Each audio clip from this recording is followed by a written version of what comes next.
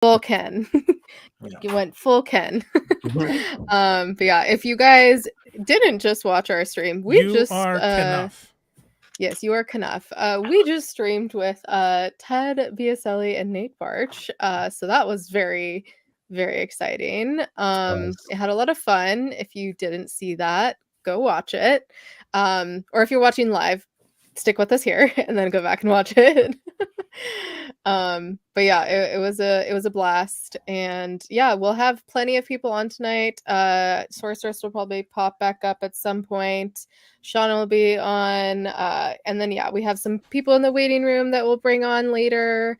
Because we'll do what we've done for our previous Revolution streams and talk about episode 4, episode 5.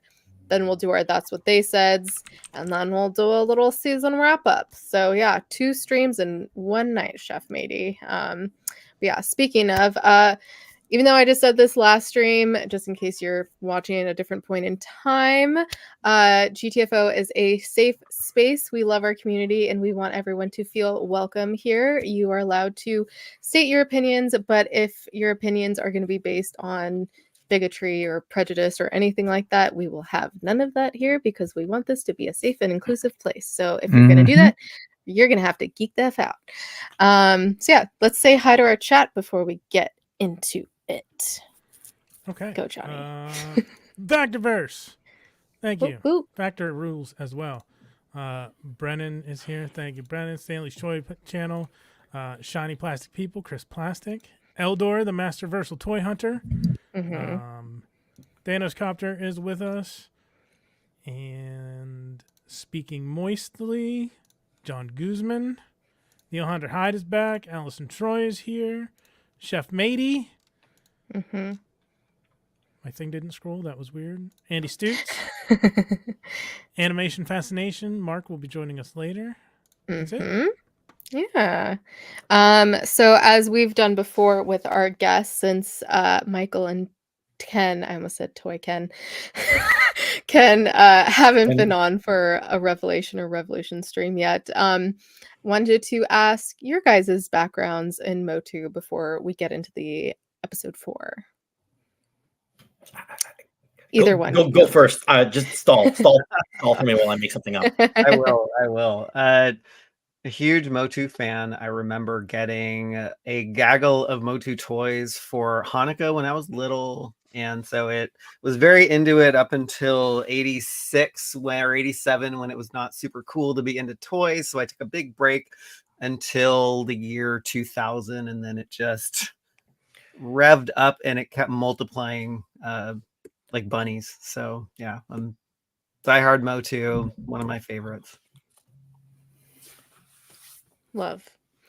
Ken, what about you? I did grow up with MOTU just in the earliest years of my life. I kind of fell out of it around the age of 4 or 5. But then what happened was a number of years ago, as I started buying up like Transformers and G.I. Joe collections just to like flush out my own collections and then like sell extras at toy shows. Like you see me sometimes do those toy tours at toy shows. I'd come into some MOTU stuff. And what I was doing, I was just saying, I'm not going to keep the MOTU. I'll keep the Joes, keep the Transformers, sell the MOTU at the shows, make some money back. Then I got into the 2000 and X cartoon. And with how good that was. Wow. And so to me, that's the bar that Revolution had to live up to.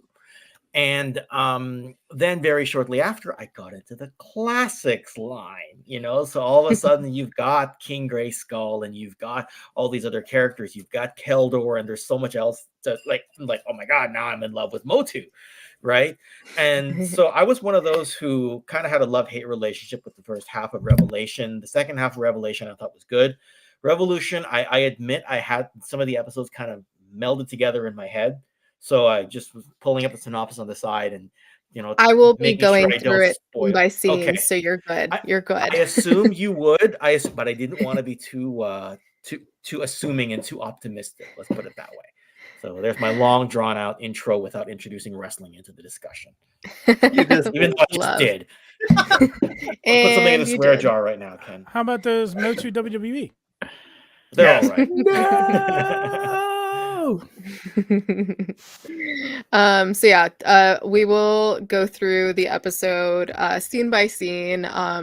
So if you haven't watched any of our previous episodes, I'll go through, quickly explain the scene. I'll give my couple of notes, and then everyone can go from there. And we'll try to stick to that scene as much as possible because, yeah, we're already running late, and we know people are not on the Pacific time zone. So, yeah, we'll get going. So episode 4 is The Dogs of War.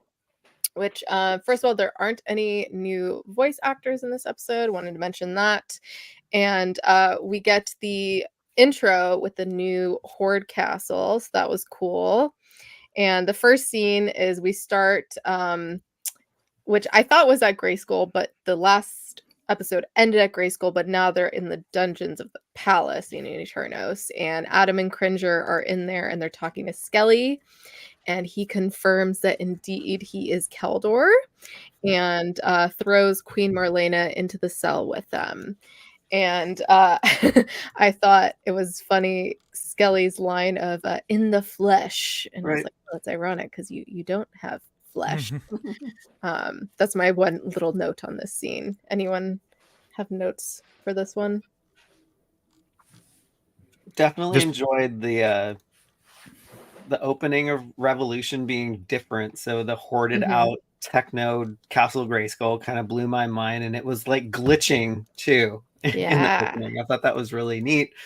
And I thought the addition of Marlena was funny because it looked like she had like one of those like at-home ankle bracelets. Right? It's like you would think that their tracking technology would be a little, yeah, she was under house arrest, I guess. So that was Andra's tech. I love the pairing of this in the beginning. Remember when we saw Geo, here we go again, Geolon and the sort of horde ships in the beginning of that episode. This time we get it, the ships up above Eternia, and I love that. I love, again, just seeing the power of the horde emphasized. So I don't know, I dug that. And of course, here we go again with Skeletor's, prosaic monologue in rhyme. Like, I swear, MC Skeletor, man, he's just like working out his Mark Hamill, his Joker Skeletor. Yeah. Yeah. Indeed. I don't know. Like, the whole tech thing took me a while to get used to. Like, I still don't know how I feel about it. I know it's necessary to progress the story, but it kind of takes you away from what you know about MOTU. So, I don't know. I don't know. The Princess of Power Filmation cartoon, I guess that is where Hordak is all about technology. When you look at the vehicles, the tanks, like he transforms into a freaking missile. Okay, that's fair. Yeah, but actually, Ken, I didn't make the connection to that until this series. I was like, okay, the Horde is doing its own thing, but I needed something to connect the dots for me from the magic of Eternia to Hordak's tech, and there's a melding of it. And I was like, whoa, this is so cool. Okay, fair enough. And also in 2000X, there's definitely that sort of like exploration of like, well, we need a new power sword kind of a thing, and the tech behind there. There was. And I in general, what I've always been attracted to about Masters of the Universe is that mix of sword and sorcery and science fiction, because it's like that's my jam, but melded together, right? Like Kirby's New Gods kinda, and all this. So I don't know. I love that they actually explored it as a theme and in terms of like the story. But I get it too, in terms of like, oh, we haven't explored that in the same way that we definitely, it's front and center in this one. So yeah. And I'll say, I've said this before, I'm not crazy about Skeletech's look in general. So that's just that's the one, right? That's what gets for me, right? It still amazes me that I think the storytelling's so good for me that that all kind of just washes over. I'm like, oh, okay, I like what they're doing. So yeah, fair enough. Yeah. And then our next scene, we have Tila and Evil Lynn are overlooking Eternos, and the Horde above strategizing that Tila, with her 3 staffs, can take down Hordak when Man-at-Arms, now Man-at-War, shows up. And my first note was, ooh, Tila can snake project and like look out at things. So I thought that was really cool. And I thought that Man-at-War looked very Power Range-esque with his new getup. And can see that. I just I'm thought, surprised I didn't think that. Sorry, I'm surprised I didn't think that, considering a big Power Rangers fan. But yeah, Yeah. I can see that now. that I am surprised considering I'm not a big Power Rangers fan. Yeah. I very much hated it growing up, but now I'm like, I don't care either way. It's fine. And then also Duncan saying he was playing matchmaker with Orko and Gwildor just cracked me up. So funny. Cute. Any thoughts on that quick little scene? Well, you said Gwildor, and it was like he wasn't like Gwildor has always been a character that has kind of a love-hate thing for people coming out of the movie, I find. But they made him more love than hate, I find, in Revolution. Like I was like, this character works here. Maybe Yeah. because we're getting reintroduced to Gwildor. It's hard with Mhm. those like characters who a lot of people find annoying, right? Like Snarf comes off the same way, Oh, right? In Thundercats, I like Snarf. Jar Jar Right. Binks. Right, Jar Jar Binks, right? That's kind of my thoughts. Sorry, you totally didn't ask about Gwildor. That's supposed to be like a Oh, side it's topic, okay. and here I am. You going haven't on been about here to that. talk about him before, so that's No, that's totally true. fine. That's true. And Man of War, I think, is just a very natural evolution of Man at Arms. It's kind of how I feel Yeah. about it. Right. Very cool. Power Rangers are not. I liked Power Rangers growing up. Right. It doesn't That's work for fine. me. It doesn't work for me, Brick. Yeah. I do have a fancy Sorry. new microphone though, because How do you do that? Oh yeah. Man of War. On Apple products. Yeah. I think a year and a half ago, Kayla, you asked me what kind of mic to buy, and I think I said get a Blue Mhm. Yeti, and I myself didn't have one, right? Yeah. And then, of course, like a few weeks ago, I'm like, hey, Kayla, what kind of mic you have? The one you told me to get. Oh, okay, I'm going to get that one too. Yes. I love this Um, thing. One, Man of War is a great band if you don't know them. Well, you mentioned the snake thing. I love that. And so one of my favorite sort of barbarian franchises is Beastmaster. I don't know if you're familiar with it, Kayla, because you're such an animal lover. You might enjoy it. Heard of That's it. his entire power. Like Yeah. he has a pair of ferrets, Kodo and Poto, that hangs out with, and he looks through their eyes and can kind of see what they're doing. He has a panther and he has an eagle, and does that. So I don't know how intentional that is, but we're always sort of we're genre fans. So like whenever there's something in there, we're like, oh, that totally reminds me of this. So I got some, I got a little bit of that, and then a little bit of Can't Help It, Mandalorian with the what is her name? The armorer. With Gwildor kind of doing his armorer moment. But again, don't know how intentional it is, but that's how like we love genre, and all kind of gets mishmashed. And yeah, it's sometimes great shorthand for storytelling too. So yeah, there's a limited like amount of things that movies can like tap into and rehash. So it's like a lot of Star Wars vibes in this one for me, with the Horde Legion like just coming in and dominating over the skies. We're all about toys, and it's like I would love to see those Horde troopers in figure form. I think we are getting a Horde trooper in Masterverse Wave 13, but I don't know if it's going to be that or something else. that would be neat for me. And since we're in the movie scene, right, because a motion picture kind of era with Gwildor there, and you mentioned the Horde troops and everything, I will say that's what the motion picture vibe with Skeletor's troops that look like, Darth Vader, that was that same kind of vibe, right? Like just like these faceless, like they all look identical, stormtroopers, for lack of a better term, just kind of marching in. So I love that here. And does the appearance of the baddies count in your scene recap, or should I save that for the next one? The baddies, like Grizzlor and them showing up and fighting. Oh no, that's the next scene. I haven't got to Gwildor. Okay. Cool. Oh, sorry. Just went to yeah. That's the next scene. So speaking of, unless Johnny, do you have anything to comment on that scene real quick? With Teela and Evelyn and Man at War show up. No, not really. Not really much happens for but... this episode. Yeah, I have a lot more for the next one. Yeah, I have a lot for the next episode. So yeah, at Gwildor's, Orko is getting worried and anxious that Gwildor isn't working fast enough when Grizzlor shows up and all the baddies, which we only see Grizzlor at first. So yeah, it's a very quick scene. But I loved when Orko's like, does it work yet? And he's like, do you work yet? I love their banter. It's so much fun. But yeah, that was a very, very quick scene. I don't know if anyone has any other comments about it. Yeah, I love seeing the animation and how they did Leech and Mantenna and Grizzlord. That's coming up. Thoroughly enjoyed For that. Leech and Mantenna, yeah. Just great. Cool design. I really like their take on it's pretty much the same, but like from the side view, he changes a little bit. Like it looks cool. That's all. Very cool. Yeah, I literally had to ask. I had to ask Johnny when he showed up in the first episode. I was like, "Who's the furry?" Like The furries. Grizzlord. Love it. Yeah, and so in the next scene, we have Morlena wakes up and consoles Adam that he is He-Man / powerful even without the sword. And it was really cute because Adam was like petting Cringer for emotional support while they were talking. I thought that was really cute. And also just, another one of those moments like we've talked about before that just it really like shows some real emotion of the characters.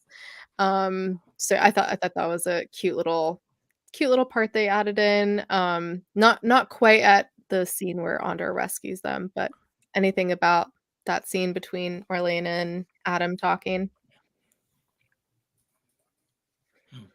The nice mother-son moment. Yeah. Yes. Is very sweet. And I love that she's pivotal in like helping them escape. She's part of the plan. Yes. Totally. And then we have Skelly and Keldor banter back and forth, and Skelly actually loses time a little bit. Oh yeah, he does a little pet at one point. Ooh, look at that. Are you going back? What are you trying to show, Johnny? I didn't know you could. Anyways, that's great. We'll talk later. Yeah, I didn't know either. Well, what, you can share screens on this? Or? Yeah, it's just screen share, right? Or no, but Netflix. Anyways, but Netflix usually blacks out. Anyways, Johnny, you have to Johnny turn off has the his setting. I'll show you ways. later. I'll show you. He has his ways. So yeah, they banter back and forth. I'm muted Skelly the loses. whole time. I'm sorry. Yes. I'm just sharing scenes. It's literally just opening a Chrome web browser. Yeah. I'm not doing anything special. Just continue. Keldor convinces Skelly that he needs to take out Mommy, which I did the Leo point, and I was like, he called her Mommy. He said the thing. Mommy motherboard canon is confirmed. Yeah, I was very excited. Yes, because I've been calling this one Mommy since she was revealed. She's beautiful. Anyways, any thoughts on that scene? I was also getting like Fight Club vibes with the whole Keldor and Skeletor thing of just like Keldor is the Tyler Durden to Skeletor, right? So coming, all of the thoughts and just mixing of the like tech microchip of his present and also things that he's known in the past about himself are just weaving all together in just a beautiful explanation of like, this is who I am, this is where I came from. And I just thought it was really interesting, just that duality that they're having on screen, because nobody can see Keldor except for Skeletor.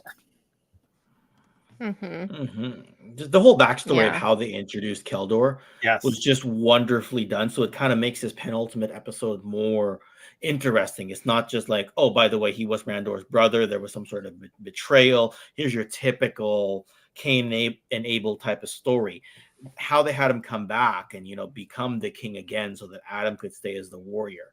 Like, I just thought the way they wove it all together worked really well. So then when you get that Tyler Durden moment right now, it has more impact. Right. And I didn't put the Tyler Durden moment together either until now, but it makes sense. Right. Just a quick comment on how on top of their game Powerhouse is, because those scenes, when you look at Motherboard, first you showed the sort of like wide shot of the entire like little inner area. Beautiful. But there's a shot of Motherboard when she's sort of in her trance that is like as good in my brain as like Ghost in the Shell, the first movie, was. Like, there's just some really cool animation stuff going on and great design. Yeah. Yes. Oh, so come on now. Just like the galaxy look. Oh gosh, it's so cool. So cool. brilliant stuff. Like that's what. Yeah, I just noticed fans those of are- animation. Check this out. We need to. Those are- You heard Ted earlier. We need to get it beyond the Hit MOTU the like crowd. button on Netflix. Hit the love button on Netflix. Hit just smack noticed- it on Netflix. Come on. I just noticed those are 1s and 0s in her eyes. Oh wow. Wait, it is? Like Oh, they Matrix. are. Enhance. Enhance. I can't do I know. that. I'm But kidding. Confirmed. You could take a they use screenshot. numeral. They use our numeral system. I'm just kidding. Actually, I'm sure Hordak. No, never mind. What am I saying? Yeah, of course he's conquered all sorts of places and probably has seen Mhm. those Earthling numbers. Love. And then we have Skelly brings wait, what? Skelly brings, I don't know why I said that twice. Skelly brings Mommy's head in a box and reveals that he remembers being Keldor now to Hordak. And we have some quick flashback scenes between Keldor and Hordak, and they fight. Yeah. They my start head to in a fight. They box? start to fight. What's in the Well, box? What's in the That's fucking cool. box? Yeah. Remember that? that's cool. Where's that from? Come on now. They- Seven. From 7. Yeah, no, but I was wondering like, oh, they could have I could have seen with all the other subtle jokes if he held the box sort of like Yeah. here. Yeah, You I gotta was thinking open the the box. same thing. It's my head in a box. Oh, different. Sorry, I'm mixing them up now. Yeah. Gotta open the box. So good. Yeah, and then he says the thing. He says, "Time for a revolution, my lord," which, you know, they always got to say the title Yeah. in Oh, it. look at So we got that. that. Gorgeous. Nice. Yeah. Are we I was worried not at all I was about not expecting copyright this. stuff? No, me neither. Mm-mm. Right? I mean, It's as soon like, as wow, he showed Motu. up with the box, I knew what it was going to be. Like, I knew Especially because because the box is head in a colored box. the same way. But the fact that they actually did it is hilarious to me. on a Yeah. Motu Yeah. show, right? Because we yeah, kind of think of Motu as a kids show. Even the 2000X cartoon, it was somewhat aimed at kids because the toy line was aimed at kids, right? And so to do a scene like this is like, whoa! Only on a streaming service and not on cable could you get away with that. So, Mhm. And that's the nice thing. We were talking with them earlier, and we've mentioned this before. Like, I really personally, I know other people have different opinions on like what they could have done with a new Masters of the Universe cartoon, but for me, pushing it to 48 or 47, I think I just made myself older. 47-year-old bricks, like level of storytelling and you know, like I'm okay with violence and all that kind of stuff, even the fisting jokes or whatever. I appreciated that because like I'm in a different place and I could enjoy it. And actually, believe it or not, you know, my kids enjoy it because, as I've said before, I just think kids are different now. Yeah. And what they Mhm. consume. I mean, not everybody, your mileage may vary, and you know, but when I'm watching like anime with my kids, it's just a different level of storytelling Yeah. these days. So I think it's great because I mean, I never really understood why adults have to like talk down to kids so much because like they're so smart and they get it, and like obviously there's certain things you shouldn't talk about with kids, but on the other hand, like talking about these real life human emotions and you mhm. know, death and you know, other bad shit that happens in life, like yeah, it might be hard to talk about, but it's better to do it sooner rather than later. This is coming from someone who doesn't have kids, of course, but growing up, I wasn't like none of that stuff was ever hidden from me. Like I was there for all of it for my grandparents. This is tangent time. Tangent You time. know, like I saw the death, I saw all of it, and you know, obviously that made me grow up very quickly, but I also think, you know, being included in that conversation is equal and not just like, oh, you're a kid, like I can't talk to you about these things. Like I think that's just silly. Like, you know, they're gonna be human one day. Like let's talk about these or be adults one day. They're gonna be human one day. hopefully they're human right away. Yeah. They're gonna Are be they? adults. No, I'm just kidding. I don't know They're gonna about you, but adults still talk down to me, so I'm still working on it. So. Yeah, It's exactly. okay, and you're great. You're Oh, okay. sorry. They're there. Touch, Yeah. Yeah, so might as well start talking about, adults, like, or just like just real life human things that happen. I was about to say adult issues, and I'm like, wait, let's not go there. Anyways, continuing on. Did I just interrupt anyone, or are we good? No, We're you're good. good. We're Okay, still cool. okay. I just wanted to check. I did not take my ADHD meds today, so we're going strong. We're still live, right? Like we haven't been, Yes. taken Yes. down yet. We're completely thrown into So yeah, brings the abyss. mommy's head. And then we have a bunch of quick scenes that happen. We have Andra rescuing Adam, Marlena, and Cringer after putting a tracker on the queen. And then we have Tila, Lynn, and Duncan fighting on the streets of Eternos. And then we have Orko fighting Grizzlor, Mantena, and Leech. There we go. Any comments on these quick little scenes we have? It's just good to see the Horde minions, henchmen there, because you're not sure who's going to show up, and that's kind of the whole thing about Revolution, right? Is who's going to be there and in what capacity are they going to be there? So they're there protecting Hordak. Sign me up. I love that Orko is just kicking the crap out of the Horde. I was not expecting that because, I grew up with him in the Filmation cartoon, and he was more like a jester, funny little guy. And now he's wielding some cool magic and can do some. He was the Slimer of the show, basically. Yeah. So, yeah. The Slimer of the show. Yeah. How I see him. So good. The T-Bob. I don't know. Mm-hmm. I don't know if I just never noticed or paid attention, but what's up with Mantena shooting lasers out of his eyes? Is that from the old show? Yes, I think it's from the Pop cartoon. Okay, I thought it was a little weird. I remember he did the hypnotic stuff, but I don't remember him shooting. Yeah, like actual either, but he did laser beams. Yeah, in this one it was weird. I was like, wait, did lasers just come out of his eyes? And they do. Coming out of his butt. Leech's tongue though? Like finally we actually see what Leech can do. Yeah, what that tongue do. Tongue action. Mm-hmm. Leech is coming in Masterverse Wave 13, so we'll see. Oh shit. Yeah, I'm gonna need that. Did you hear it, Kayla? I heard it. Yes, I did. We will get to the that's what they said later. Don't you worry, Brick. Don't you worry. Oh wow, Orko just so good. Laying waste. Yes. And that's great. Like I really love that Orko really is like he's coming to his own. That makes sense with the arc and everything. And it's cool to see him battle, and it's cool to see these two battle together, him and Gwildor. Funny stuff. You wouldn't expect it, right? I love Orko. He is him and Cringer, my faves. Let's see. And then we have Skelly and Hordak continue fighting we have some flashback scenes at the Fright Zone, which I got to see in person with Brick and Michael. So that was very exciting. I once again did the point. I'm like, I know that. I know that place. I've seen it. So I was thinking about this.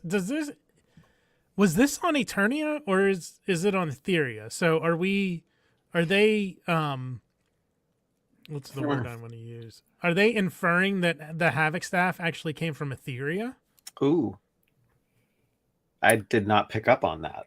I assumed it was Eternia in terms of his like courting, but that's interesting. Yeah, because you make a good point, Johnny, because Hordak is on Etheria. Yeah, and he isn't going to touch the staff unless it's like a bus ticket situation. That's a reference where he like put the staff in duct tape and picked it up, right, so that he could hold it safely to take it to Etheria and then have it for Skeletor. But it seems like a lot of work. Yeah, it does. Yeah, it just made me wonder if that like because they're talking about Eternia being the center of the universe and like the three gods all connecting it. They're not just my assumption is they're not just the gods of Eternia. They're the gods of like the universe. Yeah. So what? Yeah, did Havoc come from Etheria then in this continuity? I should have asked Ted. I didn't think to ask that earlier. Do we know that he's on Etheria, Hordak? We're just assuming. Just inferring from the oath. Yeah, Yeah. I guess he I can. mean, and again, we don't necessarily know that he's from there, other than just like because he clearly is in ships and they go from planet to planet, That's taking true. over them. So But the fright zone has to be somewhere. So I guess the question is, where is that? The Sure. chat Zone thinks it's where they Eternia, had that. so I don't know. that's what I just assumed it was on Eternia, and in terms of like the lore and everything they talked about with the Havoc staff. But actually, just realized, hey, who's this person over here? It's The I'm on your shoulder. She's telling me evil thoughts. The sorry, the Naughty it's funny thoughts. because we were talking with Ted earlier, and I saw him mention this, I think, on GDL last weekend about the fourth tower, and his like we have an idea of where it might be. Mhm. Imagine if like it's actually in another place, Oh. like Etheria, Ooh. and the Havoc Yeah. staff was there. That would be neat. Anyway, but Mm. who knows? Wouldn't it Cool. be great if there was a next season, folks? Sorry. Yeah, you gotta Yeah, go I need to see like it. and love Oh, the show on Netflix. In the can already? right now. Aren't they Right going to now. spin off into some She-Ra thing? I mean, that's what I just assumed. Some We'll Dispara see thing? if they can get the rights. Ooh. All right, we have Pew Pew Cowboy is back, aka Rio Blast, aka the next greatest craze at Taco Bell. And we have Snout, Spout, Buzz Off, Ram Man, and others that have been mind controlled to fight Tila, Duncan, and Andra. Meanwhile, Lynn takes off to watch Skelly and Hordak fight. I'm glad the Rio Blast Baja Blast joke has legs. That was good. So good. So good. My only note on this scene is Voyeur Lynn should be the next figure. Mhm. Voyeur Just Lynn? her, just her like creeping behind something. Yeah. She's creeping. I love Yeah. it. Do the She, creep. she can go through portals. She can creep anywhere she wants. Love it. I love that exchange. Hey, I don't know. I don't remember the words, but Tila is essentially like, "Why don't you? I'll take care of it." Was it like take care of yourself as usual? Yeah. That whole thing. Yes. Brilliant. Yes. So good. And then we have Skelly finally beats Hordak by combining magic and tech. And Hordak glitches to King Miro for a second, which I was like, is he projecting that onto Hordak or is something else happening here? Yeah, I thought that was interesting. I'm guessing he was just like projecting like him being like his dad and taking revenge. Yeah. So something I noticed anytime, let me see if I can find it. Like, anytime you see these, like it's either a flashback or through Skeletor's vision. Oh, yeah. And I'm pretty sure that Mhm. I'm pretty sure that has those red glitches around it when he sees Miro. So I'm fairly certain that's Interesting. Interesting. Guess we'll find out. Any thoughts on that scene? We see Hordak go bye-bye. That surprised me. I didn't think it would happen in episode 4. Yeah, so that was a shocker to me. I was like, wait, they just killed Hordak. So, Yeah. I was not expecting that. Which might make the She-Ra thing I mentioned earlier a little less possible, or at least they have to go in a different direction. Yeah. Oh, She-Ra's happening. It's gonna happen. oh, there it is. I totally Yeah. did not see that ever in like the 10 times that I've watched this. Right? I didn't notice it the first, I think 2 or 3 times. Then I was watching again. I was like, holy shit. Dang, multitasking. Yeah, I know, right? That's so cool. Wow. Yeah. Oh, Can you go Brick. to this piece? I wanted to ask what Kayla thought of this moment. Oh boy. It's like 9:17 till the end of the episode. yeah. That's okay. Oh. Do you remember this at all? Hordak does something. He does a move where he kind of his back half changes to a rocket. Yeah. Did you Oh, catch that yeah. at all, Kayla? Like, Mhm. I'm just curious what you thought of that, or that like. I was gonna say I need to visualize it again. Oh, there we go. Yeah. Like his legs just transformed into rockets. Mhm, Look at that. mhm. I mean, considering he's like, the master of technology, it doesn't surprise me. It was very Iron Man-esque for sure. For Mhm. sure. Like nanotech Iron Man. It's cool. It's awesome. And Yeah, I like just and wondered. then Skelly saw it and he was like, "Oh, I'm gonna do the same thing." Huh? Because that's a very Copy-paste. Hordak thing. Yeah. Yeah. But they don't. That's the. Is that the one instance they do Yep. of it? I want to say.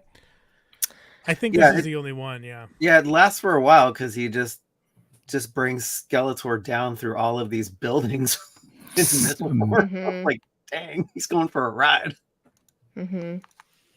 I Just love go that. for Just that little tease of that power, and I just kind of wondered because they don't talk about it. It happens, and then it's gone. I didn't know as a Mhm. someone who was not familiar would be like, "Wait, what did he just do?" And then it goes away. It's like, but he totally does that. Yeah, that's part of his thing, and like his arm changing to a gun, and he does all sorts of stuff Mhm.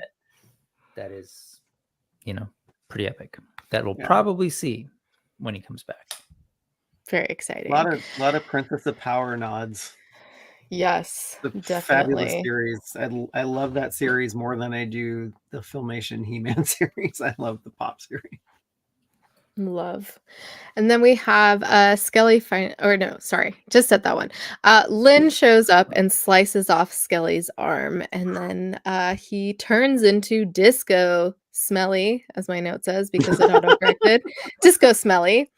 And she gets the staff for Tila. So that was very exciting to see Disco Skelly. Yeah, they're like, Mondo is not gonna outdo us with Disco Skeletor, so we need to make our own. I was like, they needed to find a way to make Disco Skeletor, right? I'm sure Mondo knew about this. Oh yeah, Let's be honest. um, Let's be honest. I kid. That arm move was dope.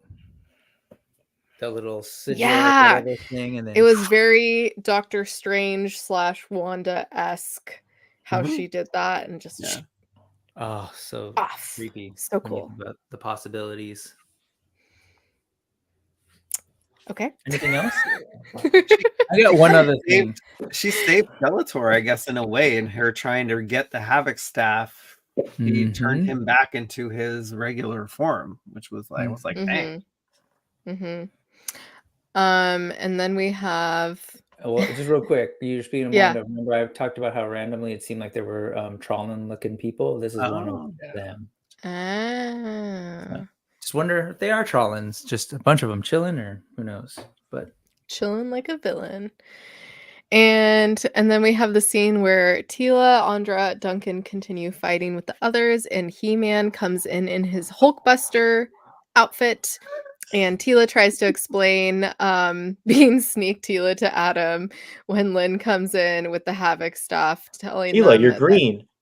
Right. Telling them that Hordak is dead. I thought it was gonna be like, that's kind of hot in green. Yeah. Which I thought a little bit was Which I thought for a second, I don't know if anyone else thought this, that maybe Lynn was gonna hold on to the staff just for a second. Just really quickly. Especially when she wasn't looking at Tila, she was just kind of like talking. I was like, oh no, she's gonna keep it. And I was like, oh thank God. One staff to rule them all, kind of. Exactly. You turned green for my dad? Yeah. Like what? Yeah, that's anyway. Yeah, just a little odd. Some Indiana Jones moment there. Sorry. Any other thoughts before we get into the final scene? Just thoughts on what people thought of the Revolution version of Snoutspout. And he was a little different, very robotic, kind of like the toy that they teased, but yeah, I mean it.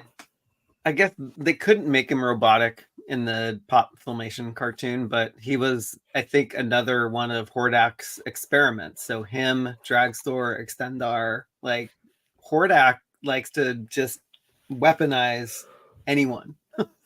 Skeletor being the latest victim. I love the way he looks. Like we need a beefy looking snout spout. Beefy. He's I beefy. couldn't unsee Evil Lynn as Evil Lynn. I just kept thinking it was Queen Cersei the entire time because not only does she look Yeah. different from her, but like she talks like Queen Cersei, on Game of She Thrones because does. that's who's voice acting her, right? So I don't Also, know. Like I just felt like she was playing Cersei all over again, but in animated form, right? yeah. The lack of blue Look, skin or yellow skin didn't help matters, right? So. Evil Lynn is hot always. Always hot Oh, yeah. in every form. Every form.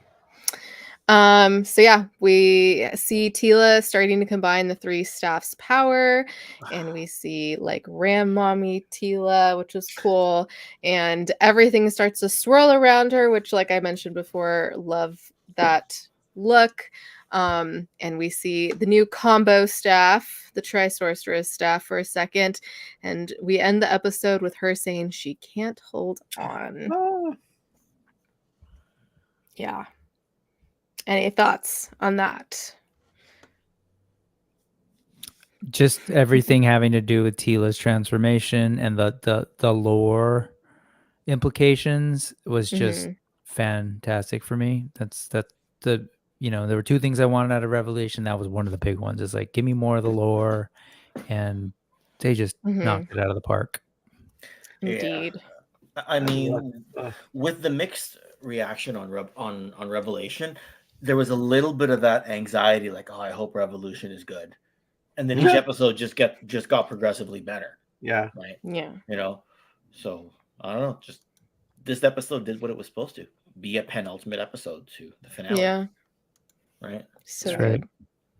So And good. Havoc Tila was dope too. I mean, we kind of see her in passing, and I've heard Ted in a different, I forget which stream he was on, but talking about how they designed her and the elements they took, including from Krita from New Adventures, and I was just like, that is cool. Again, just digging deep and making it all work. Yeah, bringing Granomir into it as well. Just and making Granomir like an important character, not just a big red dragon that sits there. Right. Big dumb red dragon. Yeah. Yes, definitely. Big red dog. Yeah. Basically. Any other thoughts on episode 4 before we bring on some new people and talk about episode 5? I like that it left you on a cliffhanger because you don't know if Tila is actually going to sacrifice herself to bring Preternia back. So I was like, wait, what are they doing? That's what I like about the rollout of this. Another character is going to die. I know. Like you can just jump straight to episode 5 after this. That's what I liked about the rollout. Yeah, it wasn't that week to wait in between. I don't know how I feel about that though. I was like, I want to wait, but like, yeah, I don't. It's like all the impatientness. In hindsight, waiting that week is probably good. In the moment, it doesn't feel great. No, yeah, you're right. Right. So I think in this day and age, I'm hoping they figure it out, but I just don't think there's enough to be gained in waiting a week from week to week. I don't think they're getting the kind of Mandalorian or even like Game of Thrones kind of like, oh, people are gathering around the water cooler to talk about next week's episode. A lot of people aren't even going to the office. So I just think that I think there's a lot more to lose in waiting, in that I think if people don't like it, they just kind of stop watching. Whereas it's like, it's all right there. Okay, I might as well finish it. It's only a couple more episodes, especially when there's so oftentimes great things that happen later that you might have just missed out on. So I don't know. It's kind of where I'm at. Totally. Alrighty then. I know, Michael, you're gonna have to head out. Appreciate you joining us. And would you like the last word on episode 4 before you have to go? Yeah, I got to bounce at 4 after 4 as well. I know you got multiple people coming in, so I'll bounce when Michael bounces. So okay. Yeah, I mean, good. Last word. I mean, I love the story of the rebellion and the union that is kind of happening with characters, and it was a great lead up to number 5. So yeah, all I'm gonna say. Yeah. But thank you so much for having me, though. Yeah, people know where they can find you, what you got going on right now? You can find us always at ToyHabits.com. That's where we spend 90% of our time, a little bit of time on YouTube on the weekends, just interacting with the community. That's our favorite thing to do. So we are at Toy Habits website on YouTube, and also Toy Habits website on Instagram. Want to give a huge shout out to my partner, the Toy Sorceress, who killed it in the earlier stream. I was watching. Yes. But yeah, we're working on, you guessed it, more leaks. So more leaks to come. That's all I'm gonna say. But it was funny that Teddy brought the Modi thing, and Sorceress was like, we leaked that, we helped leak that. I love that she's gotten over the trauma of the leaking incident. Yes. We figured out Yes. how not to get in trouble. So Yeah. Good to know. Love. good to know. Ken, thank you for joining us as well. Where can people find you? What do you have going on coming up? All that goodness. So you can just find me at ToyKennections as it's on the screen there, or ToyKennections, all one word, on Instagram. I'm just always working on something. I tend to like bury myself knee deep in my editor, and I don't resurface for 3 hours, and I go, oh, I filmed 1 whole minute of stuff. So that's just kind of how my life's been for the last little while. But I do have a lot of history stuff coming up. I've got a Gridiron Studios video coming out next week, and then after that, the top 10 countdown, and then just some more G.I. Joe histories, Transformer histories, whatever I can scrounge up. I just did a video on the HasLab Omega Prime the other day, just to explain who is Omega Prime.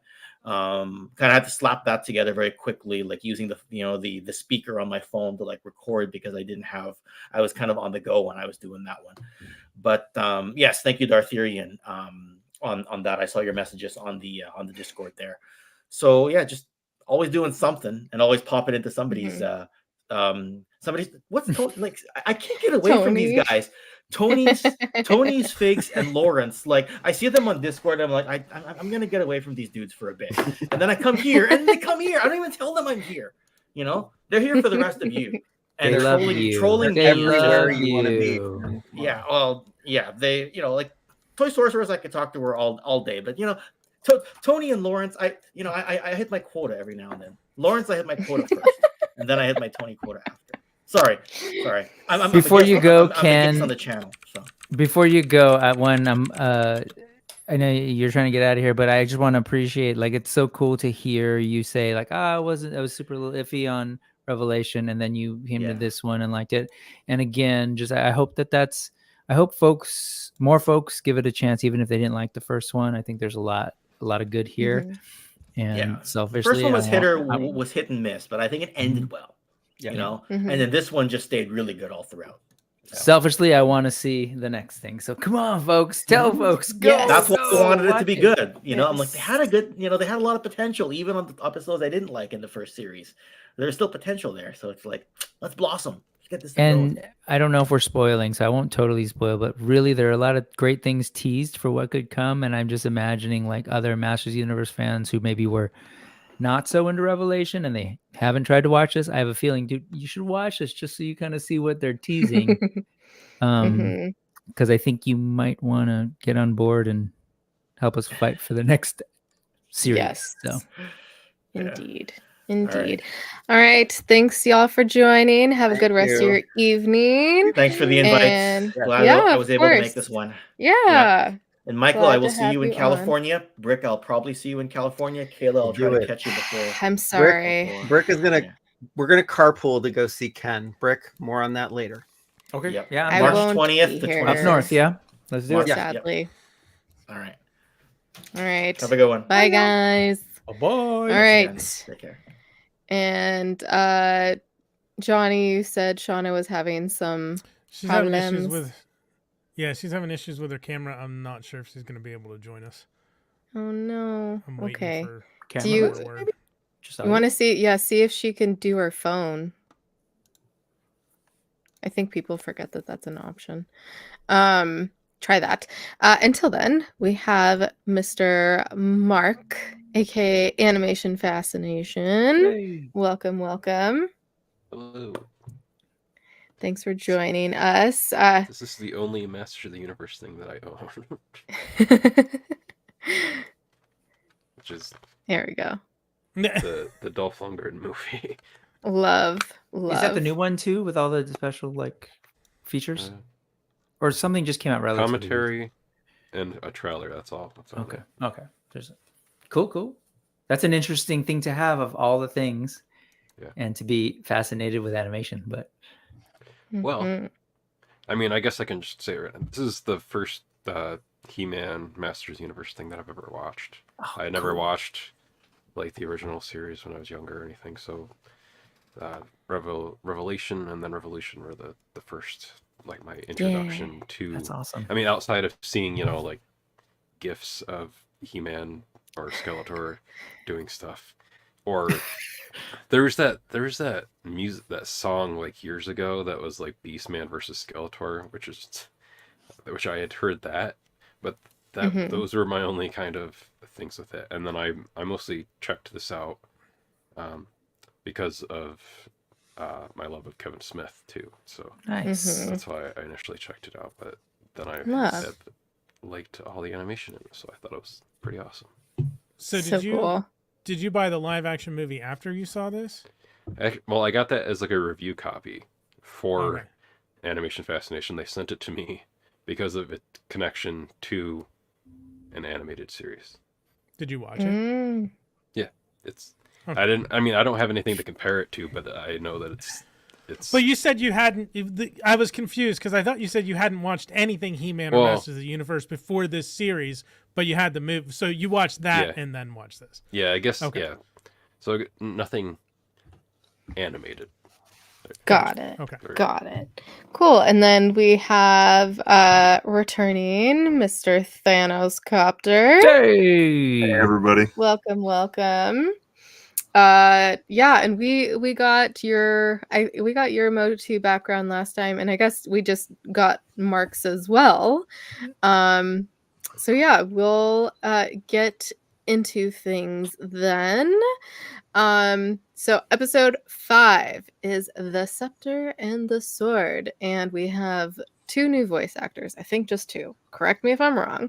But we have Zodak, who is voiced by Jeffrey Combs, and then we have Despara, who is voiced by Grey Delisle. Is that how? Yeah. Does anyone know how to pronounce her last name? Okay. Grey Delisle. Okay. Beautiful. Also, I believe, if I remember, because she also goes by Grey Griffin on some things. Okay. Interesting. I was actually wondering today who that was, because I didn't look up any of the voice actors.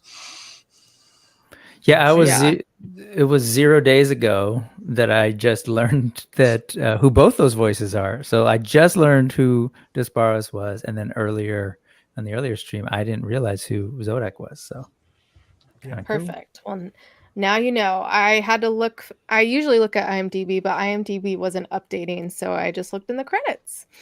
So we start off with a throwback of Adam and Teela are training the day before Teela is made Man-at-Arms, which is cool that not only is this a flashback that relates to what is about to happen, but also it's, right before the beginning of Revelation. So that was kind of cool. And then we quickly, they're training, and then Orko catches them, which is very funny, which comes up again at the end of this episode. And then we go back to the present, and Teela is losing control. Orko and Gwildor show up, and which Gwildor is about to use the magic or use the sword, and Orko flings it to Adam, and Adam helps Teela by getting his power, and they transform and they kiss. Finally kiss. Now kiss. I have a lot to say about it, but my food just arrived, so I will talk after all of you go. I will be right back. All right. So, this might be my favorite part of any MOTU, that specific scene right there. Yeah. Nice. So good. Just the whole him, Evil Lynn's like, I can't hold her. And he's like, I can. And he runs in. And he's doing it as Adam, jumping across. And then he catches her and they fall together. It's awesome. Like I love that whole little setup. Nice. And I know you're also really into the Tila looks, so this kind of gave us some quick glimpses too. Oh yeah, man, I need those toys. But I was also playing with these too, so like I set up a little training scene. Very nice. I'll be taking a picture in a little bit. So, Mark, what did you think? Given, like we just said, oh, they finally get to do this, but I guess you don't have that same like haven't been waiting for 40 years or whatever to see them kiss. Well, did you buy it? So I also wonder for me if because I hadn't seen like the animated series before too. So in Revelation, I'm assuming I'm the only one that thought this then too, was that the character Andra, who was with Tila a lot in like that first part of Revelation, I thought they were setting something up with the two of them in that entire time, and then I felt like I was like, oh, okay, I guess they switched their minds and now it's gonna be Adam and Tila. So I don't know if that was. But like, so were you like disappointed? Were you like oh, or what was the? No, like I guess it felt like a swerve. Yeah. I don't know if that was because I had also I don't know if anyone else watched Willow, the Disney Plus Willow series. I don't know if that was because that was so recent on my mind too that I was just projecting what had happened. Essentially, kind of that same kind of concept in that. Yeah. So maybe that's why I was just thinking that too. But I mean, I was fine with it either way. But I also liked this pose here too because it felt very reminiscent of like the 19 like the original like Star Wars poster, like with Luke and Leia, like the saber up, and so I thought I liked that kind of. That was the cool thing about the show too, is like there's lots of just like frames in the show that you could just take that still frame, print it out, and like you could have like a cool piece of art just hanging on your wall somewhere in your house from it. Definitely. So I really appreciated that about the series too. Yeah, this whole sequence, this whole magical girl transformation inside MOTU was fantastic. Whew, look at that. And was this animated by, because she looks different there, like if it's a little more cartoony than anime, than some of the other parts.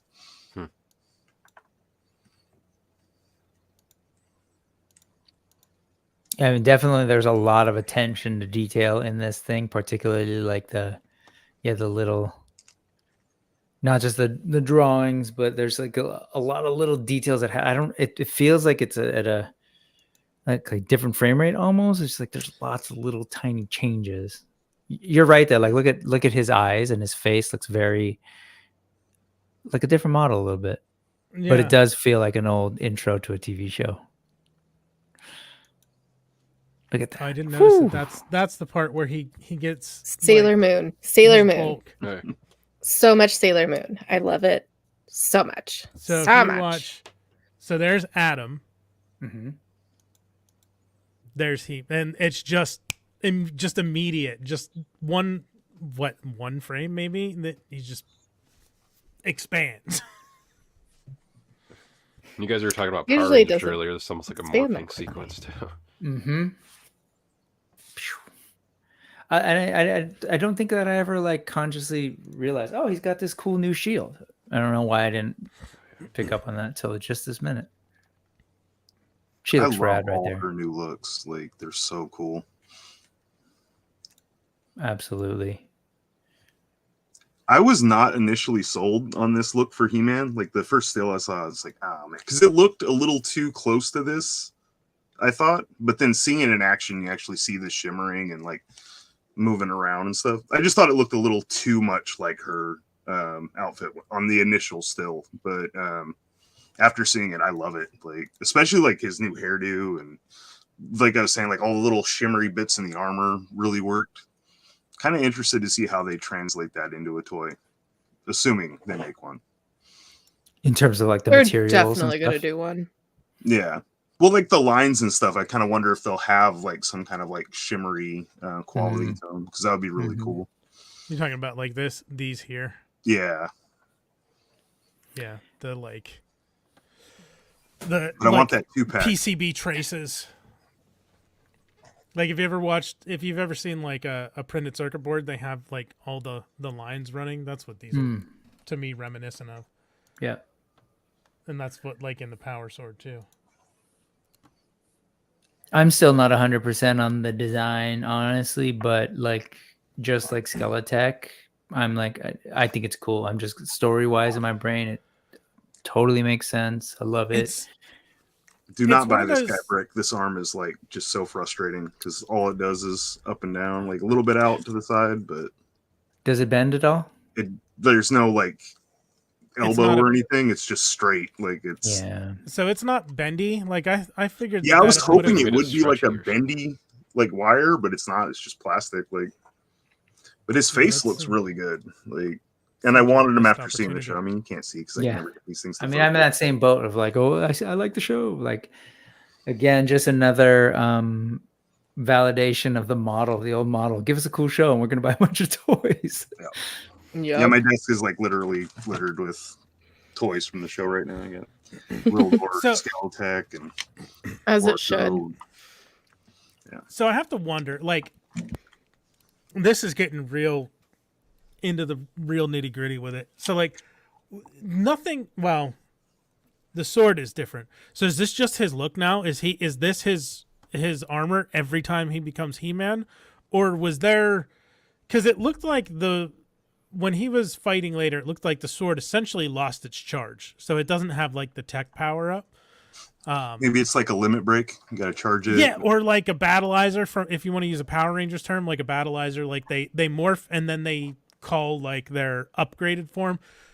Does he like become this every time he calls down the power now, or is it just certain circumstances where he says by the power of Grayskull, he's thinking I need the Thunder Punch armor, or I need the Techno armor, or I need the battle armor. Obviously in this they showed as like an actual piece of tech that was added to the Baldric. It wasn't just a transformation. But like I need laser light power, like I need this form by the power of Grayskull, or is this just it? He's upgraded and this is how he is now. I'll be interested to see how they I wasn't sure if do it was that. like maybe part of the dual transformation or if it was the technology that was put in the sword. Like, it could be either of those things, I guess. Yeah. I don't know either. I love the way you pitched all of that. Oh my god, that's Johnny cool. asking the hard hitting questions. But apparently, I like to- based on I the like to know earlier this shit. stream, like that's a big deal. That logo, and it could be that logo moving Mhm. forward for a little bit. So Mm-hmm. I don't hate this. Like when I first saw it, I was like, oh, that's clever. It looks like the sword, but it's an H and an M. Ha ha ha. Yeah. But it Mhm. works. Like before, it was just an H. Like this is at least a little more original, a little more clever than just the H on the chest. Yeah, I think branding wise, it's a good move. You like shopping at H&M? that's what I heard too. When you said that, I I was heard like, the so- same thing. And look at her with a unique clo of her. No, I'm just kidding. Mhm. That Uniqlo. kind of reminded me. I don't know if anybody watched Digimon at all, but they had like the I watched different. Dan Larson's video about Digimon this morning, but I haven't watched Digimon. Well, they did But what were you like Shout in out that, Secret like they had Galaxy. like the different like Digivolutions, and like there's like the ultimate one. And it's almost kind of reminded me of like this would be like He-Man's ultimate like evolution, like so he could have like different tiers to like what he could, I guess, access depending. Like you guys are kind of saying, like that like the sword didn't have all the power in it. He only goes to like one level tier, and then if he gets the power again, he can go higher. Or you have like the Beast's Hulk version of him without the sword earlier. So there's like all these different interpretations and variations depending on what's being like leveled into the sword and whatnot, I guess. Yeah. And we were talking totally about, you know, the half naked buff dude, but let's just give a little respect on what Tila's rocking right there. I love it. I love that her hair grows too with the magic. They both of their hair grows. But the fur, digging the fur a lot. I love it. The boots with the fur. Yeah, they're both taking Nutrafol now. Not sponsored. Yeah, so I already said the Sailor Moon animation transformation gave me all the chills. I was back to being 5 again and watching that. I love when Gwildor asks what they're doing, and Orko looks fondly on and says, "Training," with tears in his eyes. Yeah, with tears in his eyes. So cute. And I was like, "Ooh, very red hair Tila and man bun Adam." Even though it's not really a man bun, it's very Thor-esque in what he does with his hair. And I love her headpiece. It's so cool. I need this Tila. And then I was like, make out. And then Gwildor's comment, I think those two may have the hots for each other. So funny. And she has gold wings too, which is so cool. They're like digital looking wings. And then of course at the end of the scene we have Lynn doing the He-Man and Tila sitting in a tree, Kissing. And I'm like, I would have never expected that from her, of all people. Like probably from Orko maybe, but from Lynn it just kind of like took me out for a second. Yeah, I don't think you're lying. That seems to be the biggest complaint. Like lots of people have mentioned that it didn't feel right. There's a part at the end of this episode that took me out a little bit. When we get to it, I'll mention it. And the staff on this, excellent. The way that it merges the three gods, her staff, epic. Yeah. Love it. It's so cool.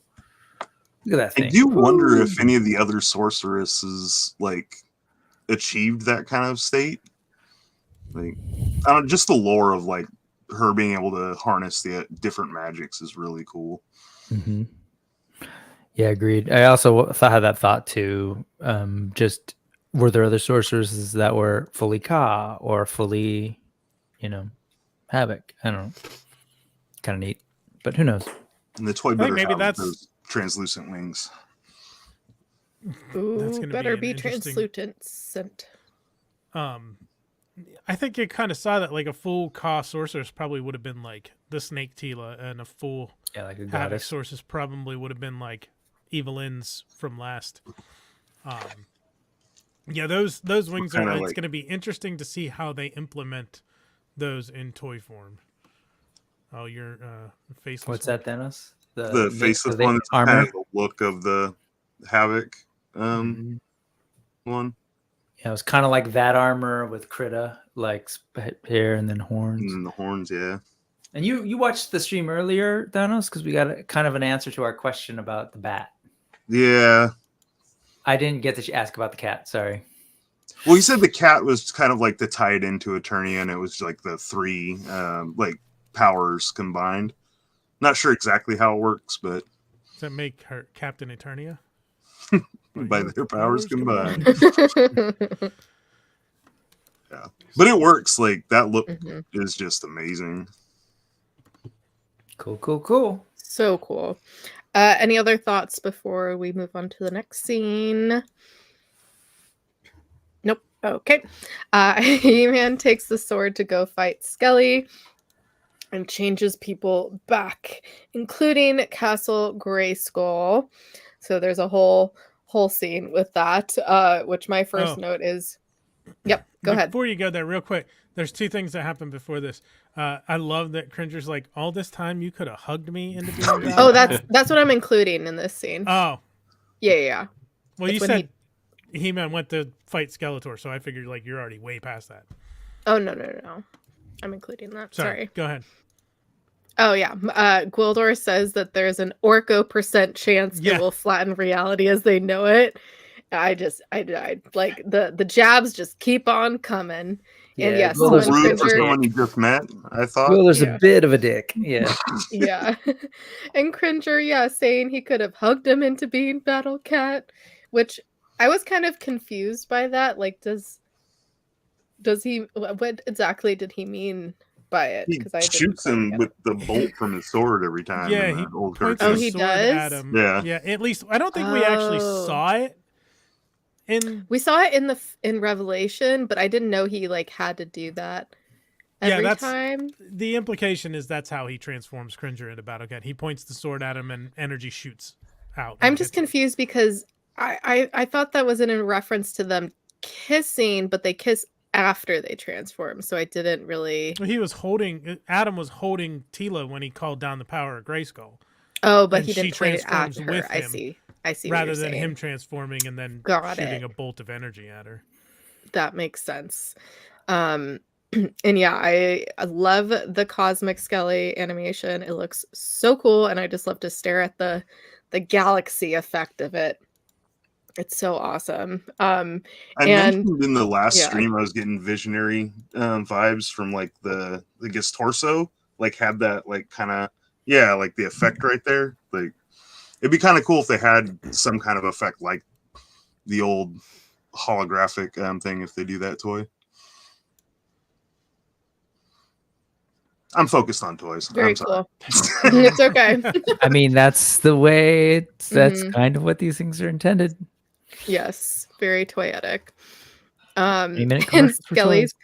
Skelly says that he'll make them in their king's likeness, which I thought was once again very Christianity-esque. You know, bringing that back in here, like we talked about with the cult and the body and blood of Christ. And then also He-Man's comment of beauty is only skin deep, and skin is something you are seriously lacking, which I was just like, it's not, but okay, we'll go with it for this. He just likes to make quips. He's not the most Mhm. clever, but he likes to do it. Yeah, I enjoyed it. Well, for that's the like he's fun. hot. That's all that matters. Ted said during our last stream, you know, the line "I like my uncles once removed" technically doesn't make sense, but it is funny. hmm Exactly. His gauntlet shield too is very Lion-O, especially with the sort of Yeah. battle cat Mhm. pauldron. Yeah. Any other thoughts on those little scenes? I just thought the scene where he well, I guess we're not there yet, but where he puts the sword into Grayskull and it just like shoots out and fixes everything. Like I thought that was awesome. Oh yeah, that's that scene. But yeah, the melting face stuff in that scene there was very interestingly animated, close to like Raiders of the Lost Ark-esque, kind of with dude's Mhm. face going away and then coming back. Coming back. Like seeing just all the layers. I was like, yeah, all right. Glad I wasn't eating. Yeah, the sword in the top of Grayskull and then like turning it, he just shatters the Castle Horde Skull facade and Castle Grayskull's back. Which this is kind of like without the Horde ships and Skeletor there, this is basically the opening shot of every episode since Revelation. Like this pullback from Grayskull. Also, the pop-up for the Mondo album. Like, if you get the vinyl of the soundtrack, it has a pop-up Grayskull that's that with like the terrain and stuff. That's awesome. If you go a little further, and I don't know if we're tempting the fates by playing so much of that, but there's a shot where you see from above, you see Tila, and then you can see the other side of Grayskull, which apparently is going to be Nate Barch's autobiography or biography. You get to actually see the back end of Grayskull, which is really cool. Yeah, you don't see it very often. It's like a big skeleton, Don't and often see the back end. It's like it's a creature, right? With spine and maybe the that's head. a spine. Mhm. Yeah, even the base has like those like leg bone kind of things. Yeah. Imagine we see that at one point standing up like Castle Grayskull Man or something.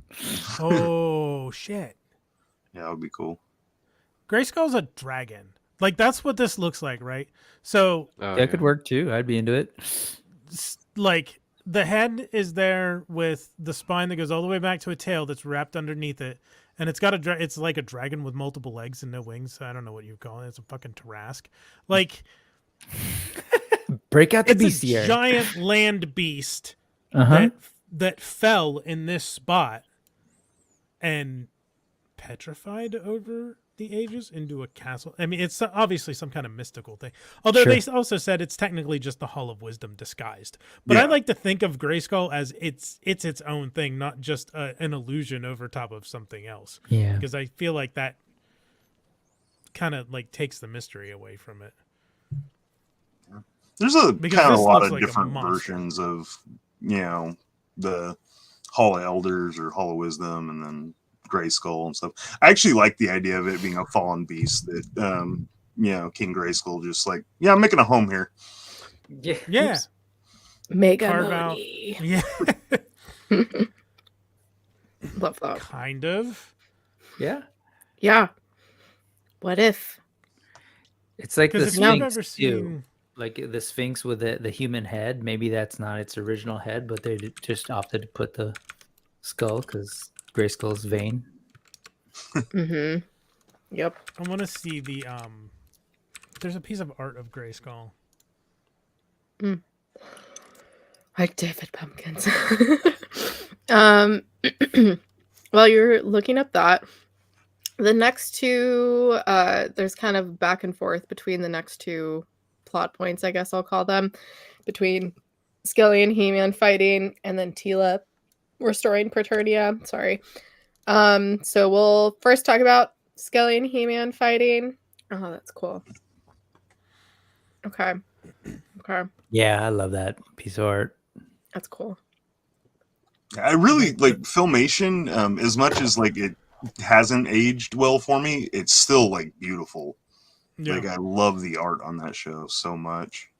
Like it's some kind of like spider beast. Like it's got 8 legs on either side of it, holding the castle up, and then it's got this front facing head and this spine down it. Yeah, it feels like it's some kind of like it should be some kind of beast that fell and petrified or something. I don't know.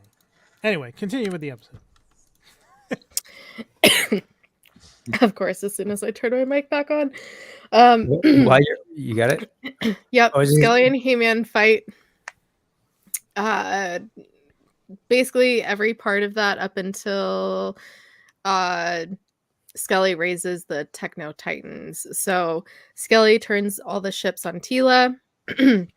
And that's when He-Man says, I like my uncles once removed.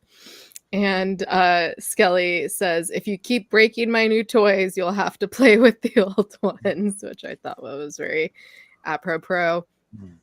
And yes, and then we have the end of that part for now is Skelly raises the Techno Titans from underground. Any thoughts on those scenes?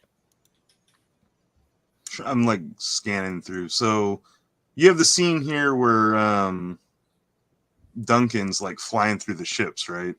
Like That's yeah. I have Or with that I have that with the Tila stuff. okay. Yeah. I get so confused. I get lost. The Techno Titans are cool. No, I'm glad it's they 'cause there was a lot of included the violence. Monstroid. Like that was a nice little thing, even though you only see it for like a couple seconds. But Yeah, it's just when they first rise up. Because I Well, and didn't then actually you see it a little bit later too. Yeah. I didn't actually catch it the first time that's what it was. I caught it tonight. I was like, wait a minute, that's the fucking Monstroid. One of the ones that I will not be able to get. It's too expensive. Is He-Man's pauldron again? That cat thing is very 2000X Battle Cat, which I like. And I definitely love all the idea of these Titans rising up. There was one thing in there that also reminded me of there's a horde. What was the name of that horde.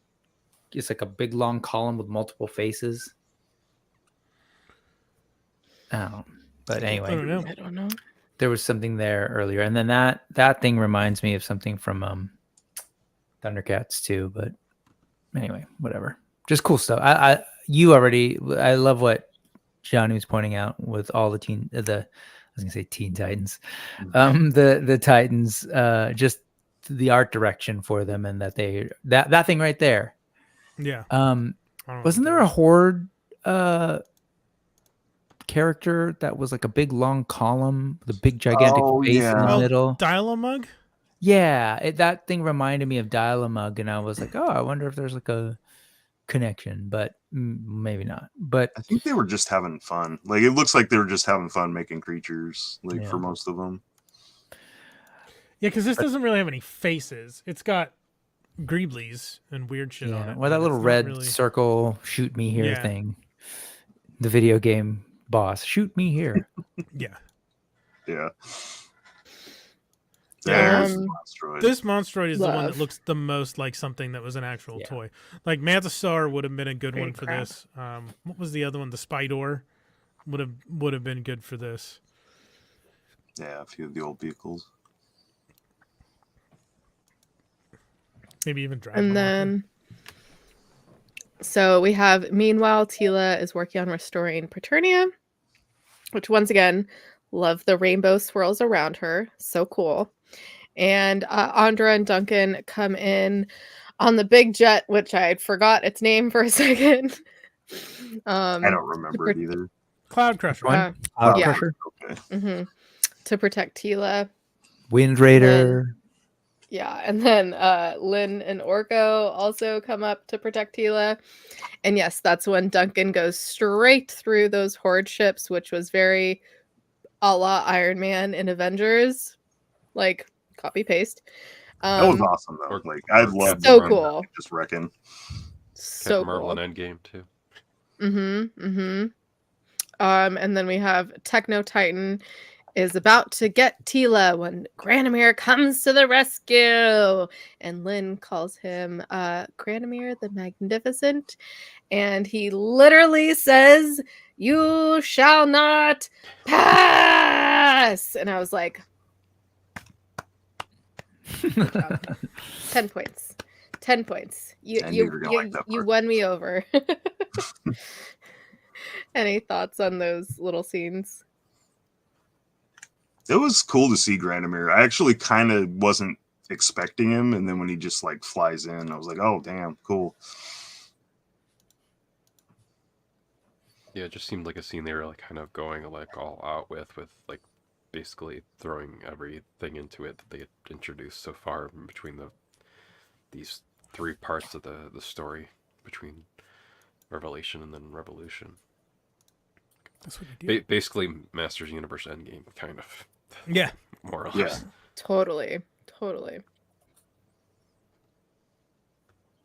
And there's a lot of like civilian scenes here that really remind me of New Adventures. It's like very Primus, fashion of Primus. Oh yeah, I can see that. Lots of MOTU love from across everything. MOTU is just worked into this thing. Love it.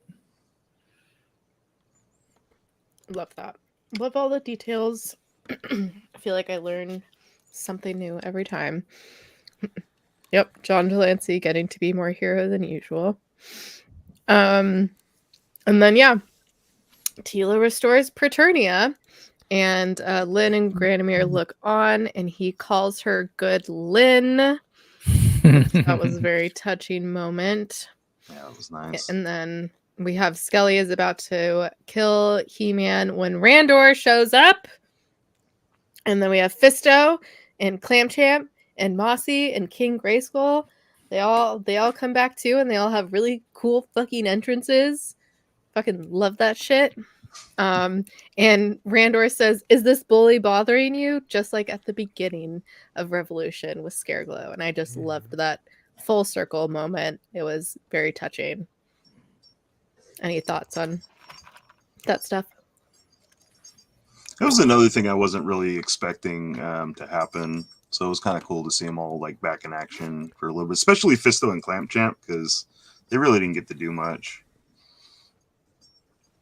Yeah, that little bit there with Adam / He-Man and his dad there made me kind of emotional. I was like, oh, cool. Thanks, Master Universe, for doing that.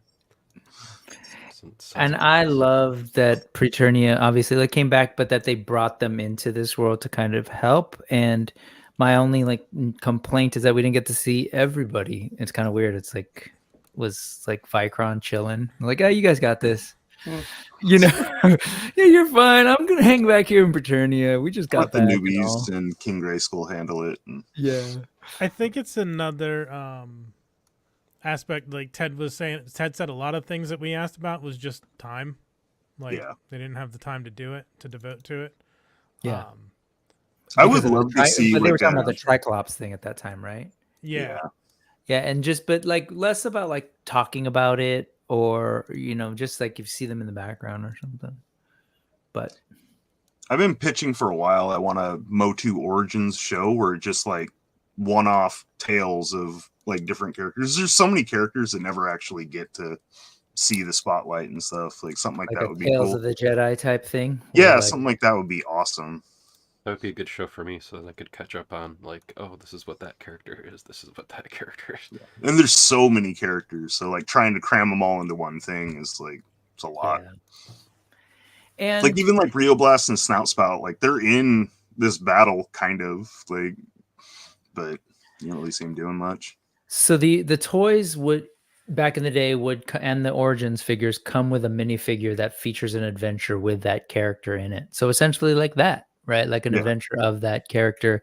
And as far as like, oh, I'd like to get to know each character, just like we're like nerdy MOTU fans, but in fairness, like sometimes you don't really get to see much of these characters at all. A lot of them are getting their first time ever on screen with this show. And it's just from the toys. So, you know, it's like there's not a whole lot to catch up on, believe it or not. It's just like they just kept pumping out toys more than they could ever work them into the show sometimes. So, I don't know. That's part of the fun, I think. It kind of reminded me of like back in the day with Garbage Pail Kids. I never got story. I just got this cool looking thing and I could imagine the story. So a lot of the figures were like that for me.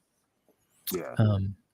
But on that note, I would not only would I love your idea, Thanos, but I want to see maybe, you know, at one point they were going to spin off Masters of the Universe and do a whole show where He-Man wasn't really in it, and it was going to be about Hero, and we'd follow the adventures of Hero. Like I want to see that some version of that idea take place where I get to follow a different champion of Eternia. Like I want King Grayskull's adventures, I want Vicron's adventures, and I want to know what it was like. Who did they fight? Who was their villain and all that kind of stuff. So more like upfront Hero that we follow. Yeah, but anyway, that's beyond the scope. Give me all of it. I'm gonna pour one out for Granomir real quick. Yeah. Oh yeah. Go for it. Then we have Tila puts her mom Sorceress back in heaven along with everyone who just helped, and we do see Wondar and some other characters that weren't fighting. And it was interesting to see that, you know, we had Orko return from Subternia in Revelation. Such a cool shot. And you know, I'm sure everyone was like, oh, maybe that'll happen to Randor, but nope, he went back. No, but Orko didn't actually die. He like, didn't. Orko was he not didn't. killed. He just vanished into that with he was stuck Scareglow. there. So I want to talk about this show. So there's Vicor and Wondar. Roboto's there, which I guess robots have souls. Yes, not Vicron. Ginger's a soul. Come on. Mossman, Hero, Tila Na, King Grayskull, Stonedar. I don't know who this next person in line is. I don't know that. Shirella? Shirella, maybe, but let me mess with the I'm ring. not sure who the people on the left are though, like the two. Yeah, the two people on the left, or after the other sorceress, King Grayskull's Yeah, I'm not sure who that's supposed to be partner. either. I Respect on don't the know who tech this game, is. Johnny. Respect on the tech game. I I see don't know you. who's between the Yeah, I don't know other who that sorceress I and is. don't, Clam but I Champ. want to. I need to. and then these two. I don't know who these two are over here. The far left one reminds me of a. Oh, is it from New Adventures? I don't know. I feel like if it's Dartharian anything, says looks like Triclops. Interesting. They I say can it's see that. Sunman? Kind of looks like. No, I don't know. What? It's not. Correct. Nah, it's neither No. one of those, but who is he? He reminds me of somebody, and I don't know. Is that Mara? She kind of looks like Mara. I love the face and build of Wondar too. They kind of thickened him a little bit, and wider head. I like that from the first one too. Just like a unique character. yeah, it doesn't just look like He-Man clone. Yeah. At first, I thought this was like. This looks like kind of like a red-headed version of the bikini Tila, gold bikini Tila Oh, figure. the Battleground. Mhm, Battleground. Battleground Tila, but with more of a chest armor on, more of a breastplate than just a gold bikini. But Uncosplay is saying was Titus the name of the giant? Yeah, I'll say, Titus. Titus one was of the the giant. giants. The green ones reminded me of something, and I can't place it, but I don't know. And then someone in the Terrence chat is said, saying, next to Clamp Champ is Sunman. yeah, people were saying that that's maybe Oh, Sunman. okay, but yeah, that I can see that. I don't think I so don't- though. yeah, just in terms of the costume. Well, no, maybe if the color shifted a little bit to more green than blue. I think if they would have Maybe put wings on them to like Right. identify, the fact that they didn't is kind of like I don't know. I don't think that's what they're going for. Maybe. I Yeah. just happened to open my Masterverse Sunman today, so that's Yep. A little different. Didn't have the little logo different. or anything, so I don't know. Either way, it's a cool sign of like there's a bunch of characters out there. Again, they could sell toys. They could give us new shows. Gimme. Let's go. Something for people to speculate about for the next Yep. couple years. Yeah. Customs to make. You have this scene up here. I don't remember. Did Randor ever mention anything having to do with Keldor, or like did he seem like he did I he don't think he acknowledge said that at anything all? about it before he swooped Before back they off to the afterlife. okay, just wondering.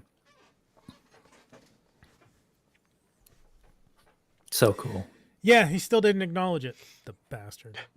And presumably, if he's dead, I would think that any memory loss would, although if it's Hordak who caused the memory loss, it would be more tech than magic, which means it would Right. probably not persist in death, Right. which would mean that he knows about his missing child too. Yeah. Would've been And he kinda knew the whole cool. time. He's just an asshole. Yeah, He is kind of an asshole on the show. Would have been cool though if like as he was like getting ready to disappear, he tries to say something and then went off, but I don't know. yeah. They ain't got no time for that in this show though. Go.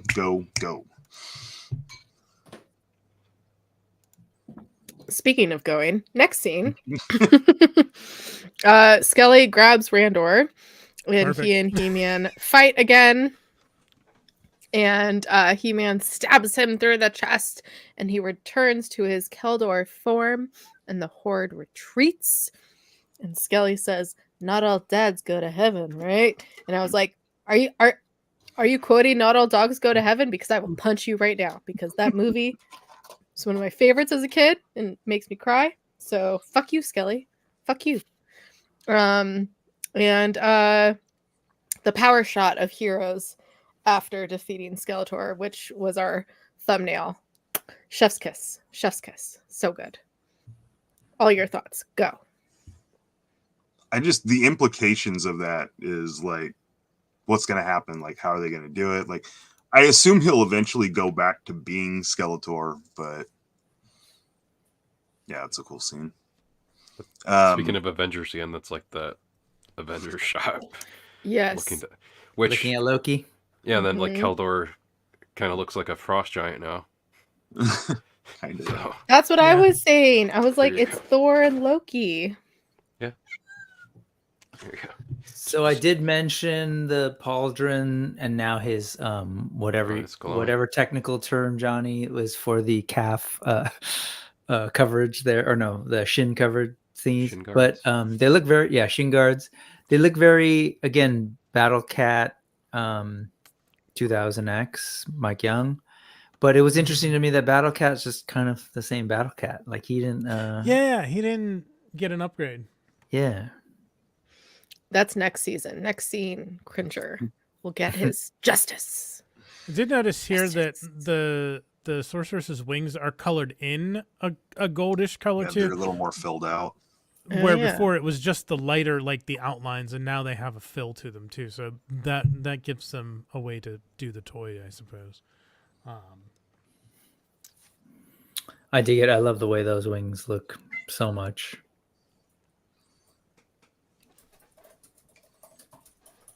Any other thoughts on this scene?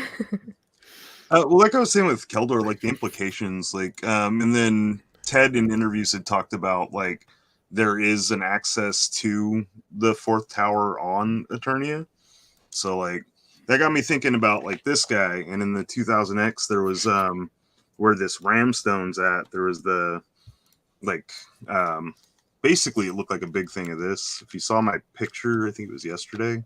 That's what it was. Sorry, Thanos. Yeah. So like this big Havoc staff looking building comes out of the ruins of Zalasia, and this guy's guarding the Ramstone. This dude's Evil Lynn's father, by the way, which is kind of interesting. Thank you for So the like context. I kind of feel like they'll end up going something like that route to get Keldor back. But then I also wonder, like, he's in Grayskull. Motherboard was tapped into Grayskull. There's all those crystals in Grayskull. So like there's a lot of things that are just kind of like could happen that I'm like my mind's racing like in a bunch of different directions for the next season. Yeah. Allison just sent this my way on Discord, and it looks like Allison it's just is always a Yeah. hero. That's why I was like, where did I see that? And it's in this book right next to me. I was like, I knew it was somewhere. Oh, that makes sense. Yeah, so I guess they are just nondescript Preternian heroes. No notes, as Yeah. you'll see. No notes down here. It's cool. Yeah, so this Give me this those is one of stories, those give me things those that's going to stories. be not to make anybody sad, but like this is going to be one of those things that these guys would end up on a He-Man.org poll for who do we still need in Masterverse? The guy from Preternia with the green chest armor. Yeah. These guys are the new tug of war, right? Yeah. Oh, so many people wanted that friggin' the guy in the yellow tunic playing tug of war. I'm like, you guys are insane. Yeah, but it's very Star Wars, right? You draw in some random interesting looking back characters that get a life Yeah. of their own in A the character that toys or- appeared in one panel, Yep. in one mini comic, Yep. one time, and never saw. We need a figure of that guy. I'm like, no, we really don't. I really don't think we do. Yeah, now that you have that still of her wings and you pointed out, it's very like the indigenous folks of like Vancouver, like I think it's Squamish, and there are two others, but that art looks very much. It reminds me of that kind of style. It's cool. Talented people working on Love. MOTU. Very talented. And then we have on the ruins of Eternos, He-Man makes a speech about making. Also, quick question. I just remembered. Who thought that by He-Man stabbing Skelly, it would turn him back into Keldor? Did anyone see that coming? No, No, okay. Not at never. all. I That was is- shocked by that as well. It is interesting though. It's super interesting. Yeah. I I love guess it. you know it's a way to Oh. keep Skelly around as Keldor, and then also find out more about Keldor.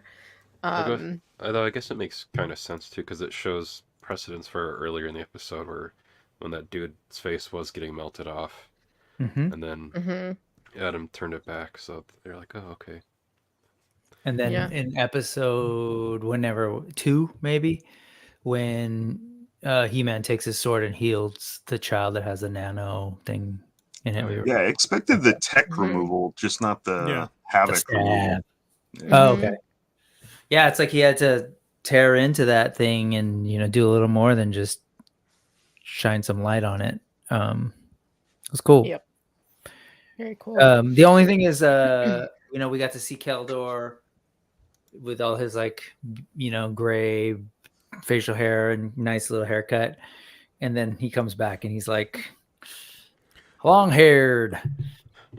I didn't even fucking clock this, but this is a great point.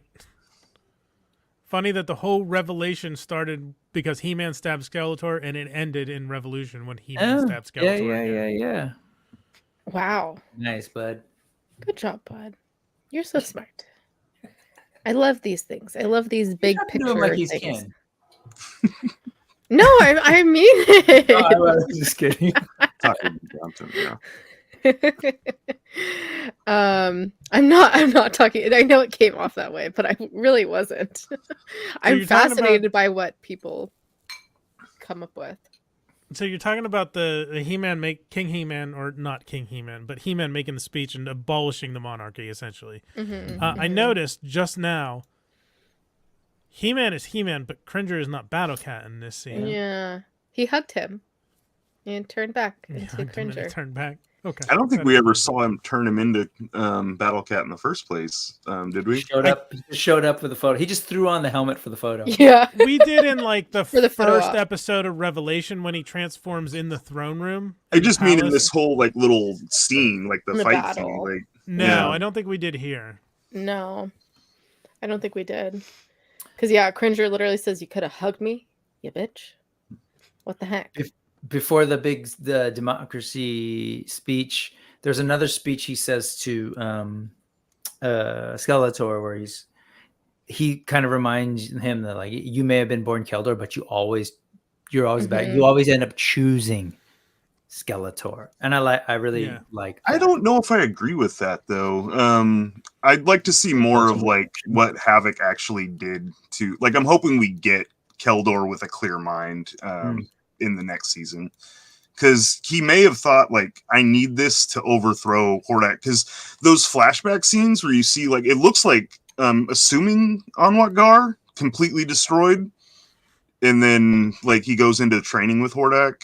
I kind of assumed he was doing that so he'd be like, I am going to stop the Horde by any means necessary. Like, I would like to see that angle more than him just being completely psychotic, I guess.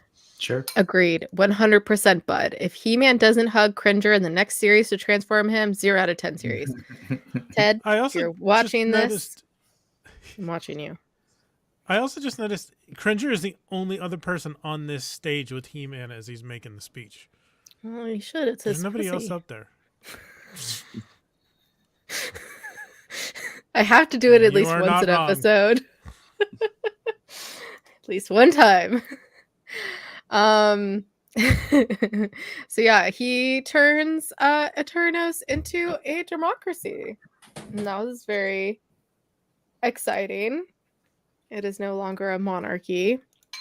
I think he Um, gave them anarchy as opposed to democracy. It's like, hey, Okay, well, I know you guys are all employed by the kingdom and like we kind of have like all the infrastructure, but see ya. I'm gonna go hang out with my girlfriend in the castle. don't worry, Chris. That's coming up in the next. I mean, I am a fan of anarchy, but Chaos. it seemed like a little reckless to do like right away without any kind of transition. There a fair bit of nudity in this episode? I don't think there was in episode 5. Is that from the transformation? Maybe they're talking Maybe the transformation. rainbow nudity. Are you Yeah. looking at my Instagram? Pearlescent. Yeah, really. Are you looking at Thanos' Instagram? Is the question. Yeah, I don't really think I don't know that I would say the transformation counts because it's. Mm-hmm. Because it's artistic. No, I'm just kidding. Yes. Because it's not explicit. Yeah. Let's see. And then which Chris pointed out as well. I'm going to need some of those dog people figures, and I'm going to need dog masters of the universe for sure. And He-Man talks to his friends. Duncan praises him for doing that and said it was like, the out of all the, what do you say, not adventures that they've been on, but that was like the bravest or greatest thing that he's done so far by dissolving the monarchy. And Marlena says his dad would have approved, especially because she's an alien. I was like, oh yeah, you're from Earth. That's right, reminding me. And Andra mentions running for office, which I was very excited about. And as soon as he mentioned, dissolving the monarchy, I was like, okay, so like, who of these characters is going to run for office? And I'm like, oh, it's probably Andra. And I love that for her. I love that. Any thoughts on this part? This was the scene I was talking about that took me out. Like Tila talking about shaking hands and kissing babies, and it's like, how the hell do you know about that? Like aspect practice. of like it just like Maybe snapped me other out. planets? I don't know. Guess I don't know. I mean, maybe Marlena told her stuff. They did spend a little bit of time on Earth. Maybe she saw some kind of broadcast on the scenes we didn't see. I don't know. It struck me as weird. I did. Aren't there a couple of Earth? Are you referring to the movie? Yeah. But I don't know. That part just kind of took me out. Yeah, it is weird.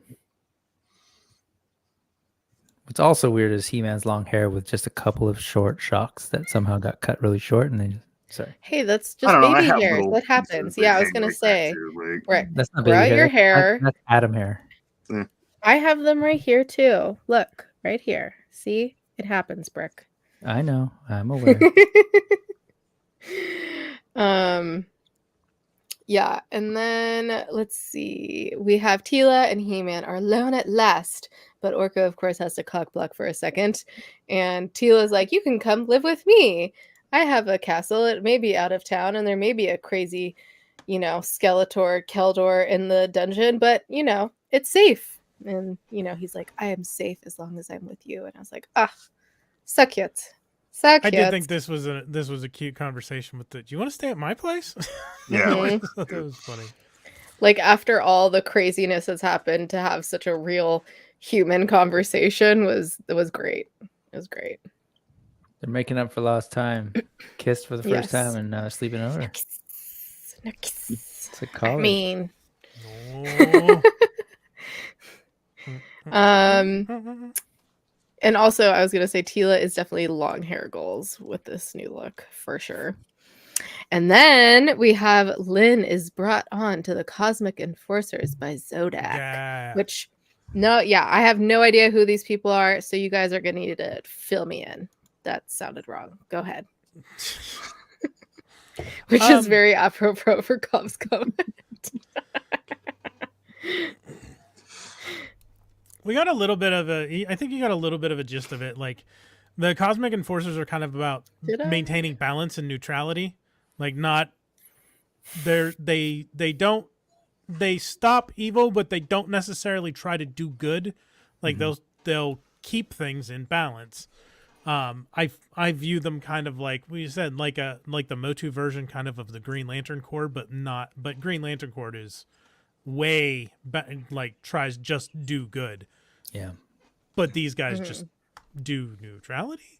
Or balance. I'm not sure if it's kind of like the Watchers. The Watchers in the MCU, not the TVA, but the Watchers. No, they because tend to interact. Yeah, they'll interfere. Okay.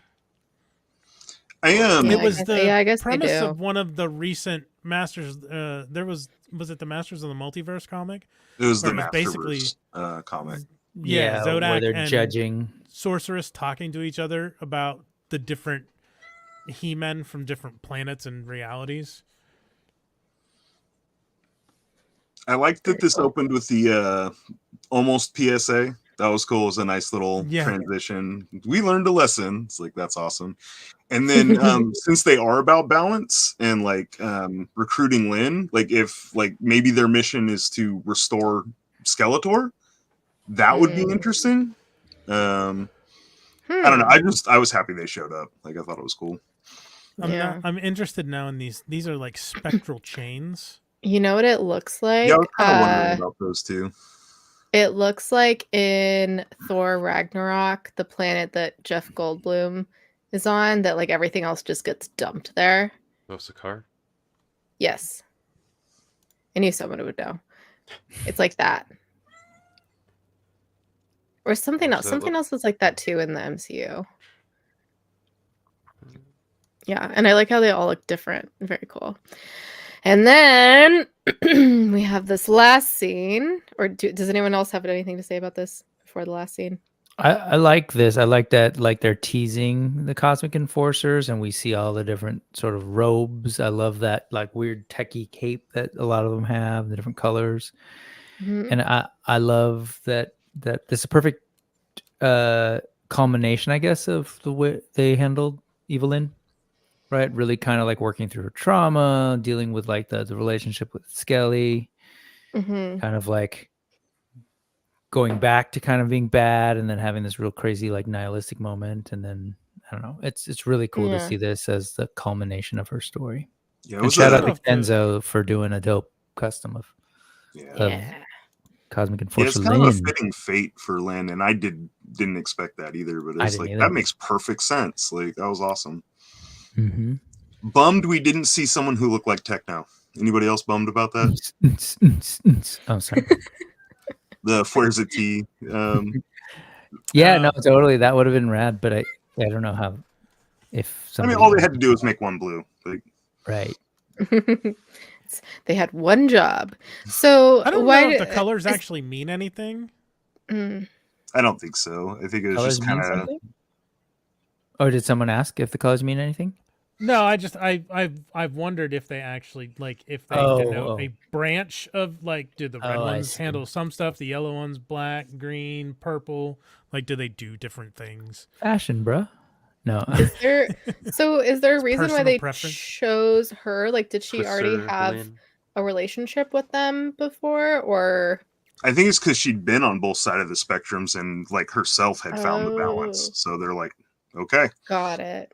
And she's also like, she's seen the cosmos, like truly has seen the cosmos. She's seen things that maybe many of them haven't. I don't know. And when she was having all those visions as the sorceress, she's like, I've seen everything. The Mhm. Cobweb Collector said not evil, not good, but neutral Lynn. But I would change it to Switzer Lynn. Switzerland. Well done. Okay. 10 points for Gryffindor. That was good. 10 points for Gryffindor. And then Love. Oh, what's this? Just kidding. I don't know, Breck. What do you think this is?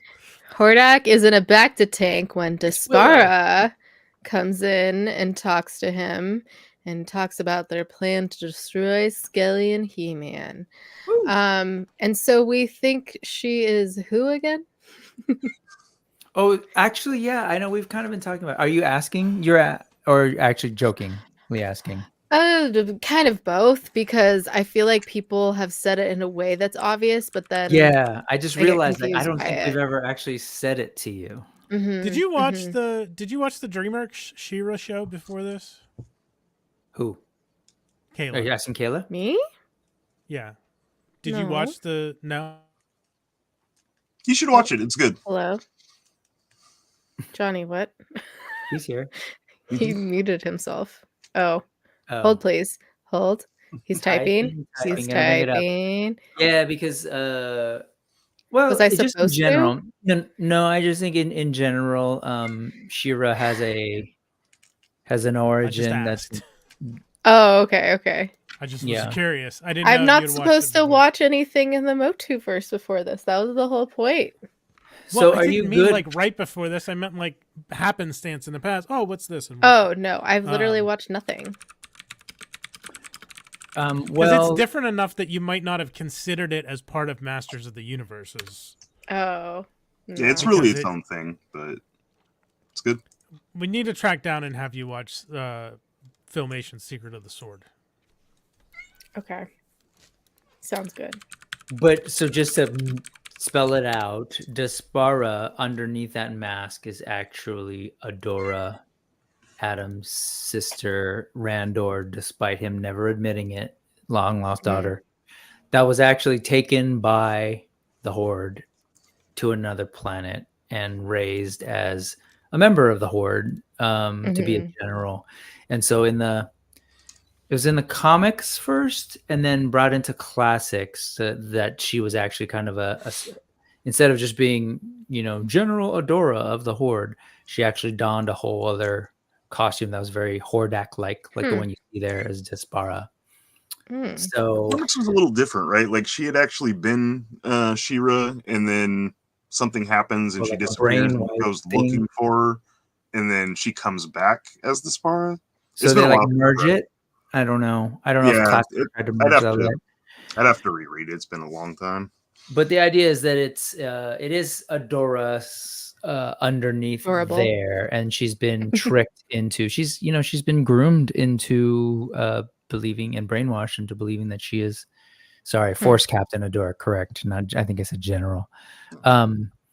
She's been groomed and into being like a Hordak follower, which to me, given everything that they've shown us in Revolution and a little bit of Revelation, is again, it's par for the course of what Hordak does. He finds people and sometimes will brainwash you and trick you into thinking that you're his sidekick and you're working for him, but really he's using you, which I think ties back to what Thanos was saying earlier, that how much was Keldor actually being used and manipulated for some reason. That's kind of what I was alluding to in the last stream. Do they need Keldor specifically to be able to go in and do something on Eternia, to weaken Eternia?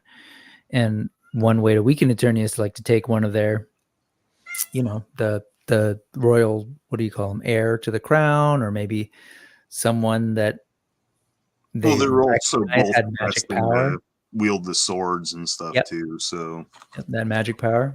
Yeah. So, and Adora is She-Ra. So in the She-Ra verse, so that's been that background has been explored before, or has that just been hinted to? Well, in the old Filmation, there was a movie, and Sorceress reveals you have a long lost sister. You need to bring this sword to her. He goes, and she's Force. What did they call her? Force Captain. Force Captain. Force Captain Adora. Yeah, but she thinks she's doing right. She's the Horde are the rightful rulers of this planet, and I'm enforcing their will. And he kind of breaks that illusion for her, and she becomes She-Ra and leads a rebellion against the Horde. Okay, got it. Learning. And then the DreamWorks kind of picks up on that a little bit more and explores it a little more. But the Despara thing the Despara character was not in either of those. Yeah. That's a later edition. So when this thing showed up, big deal to me. It's we got the teases, and there was already, I remember in that episode, when people started catching up to that episode and talking about it, they were kind of oh, was that a tease? I don't know. It might not even be a baby. And then they just doubled down and said, no, for real. We're doing this, I think. Because it's a lot of work to tease what they just did. And two, it would be a lot of walking back if you don't do it. I think they could still do a very interesting story with her not being She-Ra and just being Adora Despara. But I don't even know what the rights are with that. So, but I mean, if you bring her in, people are going to want to see She-Ra. And if you don't, you're right, they're going to be mad. So. And they've given us a She-Ra figure. Mattel has recently. Yeah. They haven't given us an Adora figure. So it would just be weird on multiple levels. That's true. We do need multiple Adoras. We need the Masterverse and Origins. And then Marlena, damn it. And a Cringer. Come on, man. Give me a Cringer. I want all the Cringers. Once again, if anyone has a Mondo Cringer, not the Battle Cat form, or the kitten eyes, I will buy it off of you. Speaking of cats, mine's being obnoxious. I was gonna say whose pussy is being She wants out. I'm gonna let Needy. her out. I'll be right back. Okay, sounds So good. Mark and Kayla, that whole scene, I know we just kind of explained it, but I'm curious, like, were you like, Yeah, "What the fuck as is the this?" newbies. How did that hit you? What did you think was going on? You go first, Mark. Oh, I was just like, oh, okay, I guess this is just a way to bring back the big bad for another season of it. I didn't know there was a She-Ra connection. I knew of the character She-Ra, and I knew she was somehow tangentially connected to He-Man and Masters of the Universe stuff. I just didn't know what all the mythos and whatnot, what that was for. But that's basically what I thought was just like, okay, they thought he was dead, but he's actually alive. And now we Yeah. got this other person we didn't know about that's gonna come back with him, come back stronger next time. So that's basically the main gist that I got from it. Yeah, I thought that as well, and because I had already seen people talking about Dispara, and because on the bottom of the mommy board box, Dispara was on there, I had already kind of seen it, Right. and I had seen people mention things, so but I still wasn't sure if that was her, but I had already seen people talk about it in Discord, I think it was, and so I was like, oh, okay, this must be Dispara. But yeah, my biggest reaction though is like, oh, okay, so Hordak is coming back, like he's not dead, they're back to tanking him, so very similar, because like, yeah, I'm like, I get that's how you bring She-Ra Adora into it, but my bigger reaction was probably just, Hordak's gonna be back, which yeah, he is terrifying, so but excited for that. Did you think like, oh, is this his daughter or something? Because they're very similar looking, or no? Of Hordak's daughter? Yeah, like No, not necessarily. I just figured that was his species, maybe, but then also she took her head off, so oh, that's right. yeah. It's all very groomy though. It's a trip. Mm. It's cool storytelling. Interesting. You want to Giant hand. explain it, Yeah, Johnny. Johnny? What? You wanted to talk through this? Oh, I'm just saying the whole He-Man and She-Ra Secret of the Sword movie is on YouTube on the He-Man and the Masters of the Universe, or Masters of the Universe He-Man and She-Ra YouTube. Sorry, I channel, didn't know so- that's what you were trying to go for. Yes, that was the one. This was in fact the thing that I showed my kids and they couldn't get through. Man, Filmation is rough. Like I still like it. Like I said, like I think it's beautiful. The soundtrack's awesome. But it's a hard watch. I think There's a few Secret good of the Sword episodes. holds up. I just rewatched Secret of the Sword last weekend. I think it holds up. Some of the episodes definitely do not. I remember going through and watching old episodes of Filmation He-Man, and it was just like, this is awful. But Well, I think Secret of the Sword still works. That's good. My kids watched She-Ra DreamWorks before I showed them this too. So That might be. because I thought maybe they'd like it. It's like, oh, do you want to see what it is like? What is this? Dad, stop making me trying to watch this. Stop trying to make He-Man happen. Yeah, totally. Not going to happen. I realized too when we were going through Evelyn's sort of induction or getting jumped into the Cosmic Enforcers, they call her Lynn of Zalicia, and which is kind of a cool kind of connection to her backstory. That was in 2000X, and then I think was that also mentioned in the figures too, or like old books or something. It's been used a bunch of times. Like I think it's where sometimes it's a different planet. But I think she was from the slums of Zalesia in this series too, right? Those like the street shoes like running around. That's right. Anyway. Yeah. Any other thoughts on this episode? We'll have plenty of time to dissect the series as a whole, but it is time. Scene, I thought the imagery kind of calls back to the old Fright Zone too, like the Filmation Fright Zone. I thought that was really cool. Yep. Skeletor's burn book. Love. Yeah. Any other thoughts before we get into that's what they said? Before, I just wanted to ask again, since we have Mark, like I'm fascinated by both Kayla and Mark, this being like your first time looking at MOTU. Is there time to hear from both of you? Like what's your overall, were you surprised? Were you like, what's the big deal? Why do these people always talk about Masters of the Universe? Or like, I'm just curious to know how this lands for new folks who didn't really know much of the past stuff. Mm-hmm. Do You wanna go first, Mark. Kayla? Okay. You go. You go. I was just gonna say, for me, at least with Revelation when that came out, I didn't have any basis for like why a bunch of people were mad at Kevin Smith for different stuff, and that I was like, why are people mad? I don't understand. Although We still don't know. yeah, but and then yeah, I mean, Because and people like I said, suck. People Yeah, people exactly. are awful in general. Mm-hmm. People terrible. I don't recommend them. Same. Sorry. as Chris O'Dowd said in the IT crowd, people, what a bunch of bastards. But yeah, I mean, I really enjoyed it. I at least this iteration of it, I liked. Like I could tell like the injection of like Kevin Smith-ness into it, between like the kind of like humor overall to it, and he always kind of like talks down on himself as far as being able to like do stuff outside of his wheelhouse. But he's done a great job in like directing episodes of like The Flash and Supergirl, which because of those connections, that's where you get like what's his name?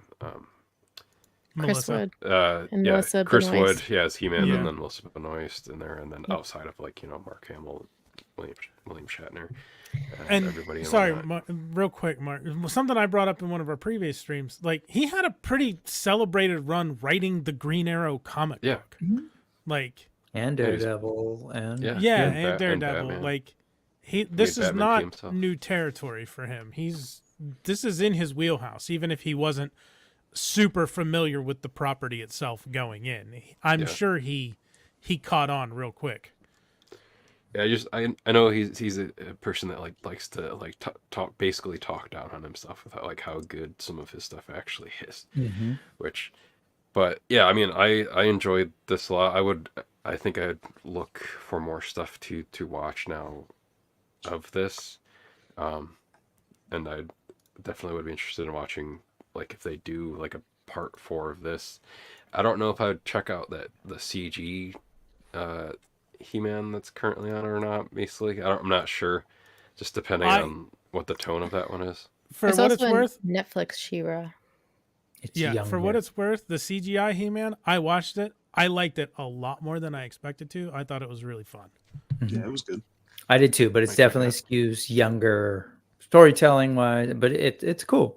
It reminds me of a lot of the other, and actually the other DreamWorks animated shows on Netflix, like the Guillermo del. Is it Oh, Guillermo like del the Toro? trolls. Yeah, Not like the Trolls No. movies Trolls, but like the Troll Hunter. Troll Hunter. Guillermo Yeah, del Toro. it very much reminds me of that sort of like type of storytelling and character designs and everything. Nice. Yeah, and the 2000X He-Man and the Masters of the Universe, the Mike Young Productions one, is really good. That's probably my favorite. It's weird. My favorite episode of that is the one that's like completely in the past and has nothing to do with the rest of the series. It's a With good King episode. Grayskull and Vina and all of that. That's my favorite episode of that show, but it has nothing to do with the rest of the series. It's a great show. I think it's I don't know, the animation on it always kind of bothered me a little bit. It's like a little felt too dull, and I don't know. Lacked budget too. It was that weird time in animation where I feel like it's like they skip cells or something. Like there was like yeah, but anyway, But it was a good show. it was good. Yeah, I pretty much same thought as Mark. Like I loved it. I'm like, why didn't I watch this sooner? And you know, I haven't watched anything else MOTU, but just from this, I was like, oh, okay, I get it now. I get why everyone likes it. I mean, especially if you do like Revelation and now Revolution. I was just like, oh, okay, I get it. Like this makes a lot more sense. That's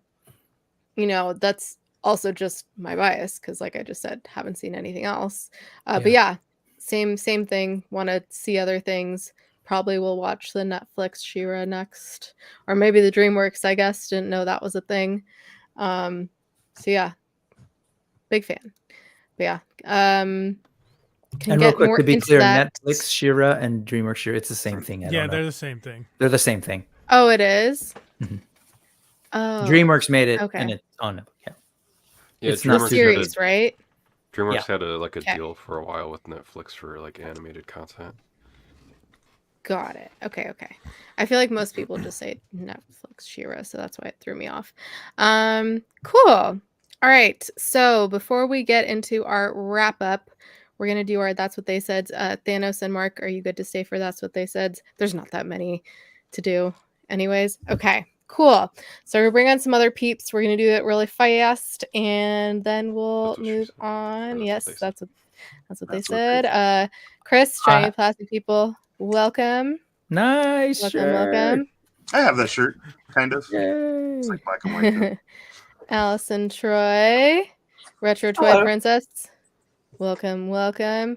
Neither of the other two people have their camera on. Eldor, Oz, are you ready? I don't know if Oz is. While we're yet, waiting, but Chris, I think with your hair.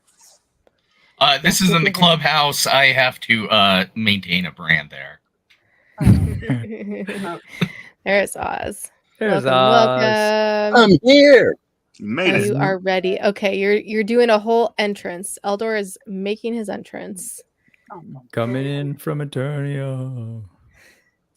Oh, you're muted. I don't know if you want to be muted. Hello. Just having connection problems. Hang on a moment.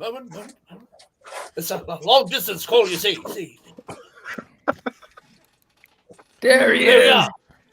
There From he is. Loud and From clearly. Eternia.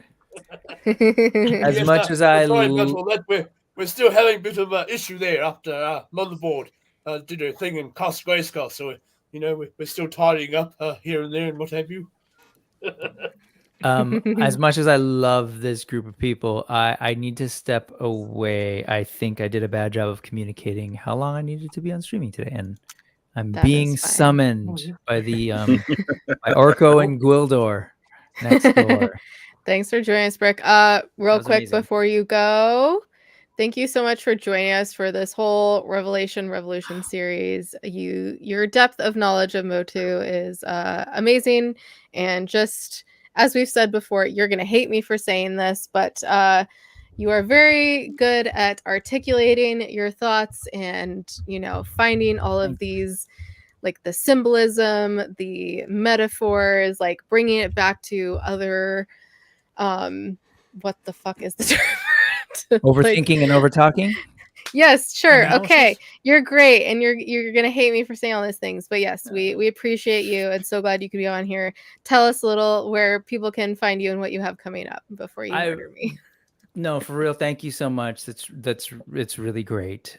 Yes, I have some work to do to accept compliments, but I'm over on Brick Something here on YouTube. Just check that out, and there's plenty of stuff going on, including a fun little tandem tag team experiment thing that I'm doing.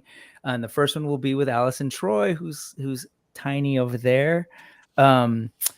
We got some Sectors figures, the Nacelle Sectors figures that we did a tandem unboxing, and we kind of filmed two slightly different versions of it. So there's this new thing that I'm toying with called the Brick Something Brick Toss, where we'll kind of do one thing and then move over to another channel and check stuff out over there. So that's the main thing. And then Sundays, 4:30 p.m. Pacific time, I do the Brick Something News. If you'd like to just talk about all the newsy but not really geeky things out there, it's usually me and a co-host. And this Sunday, it's myself and Fanigan Collectibles, the keeper of the Micronauts torch. So, but anyway, I think Derek summed it up. Brick talk pretty. Yep.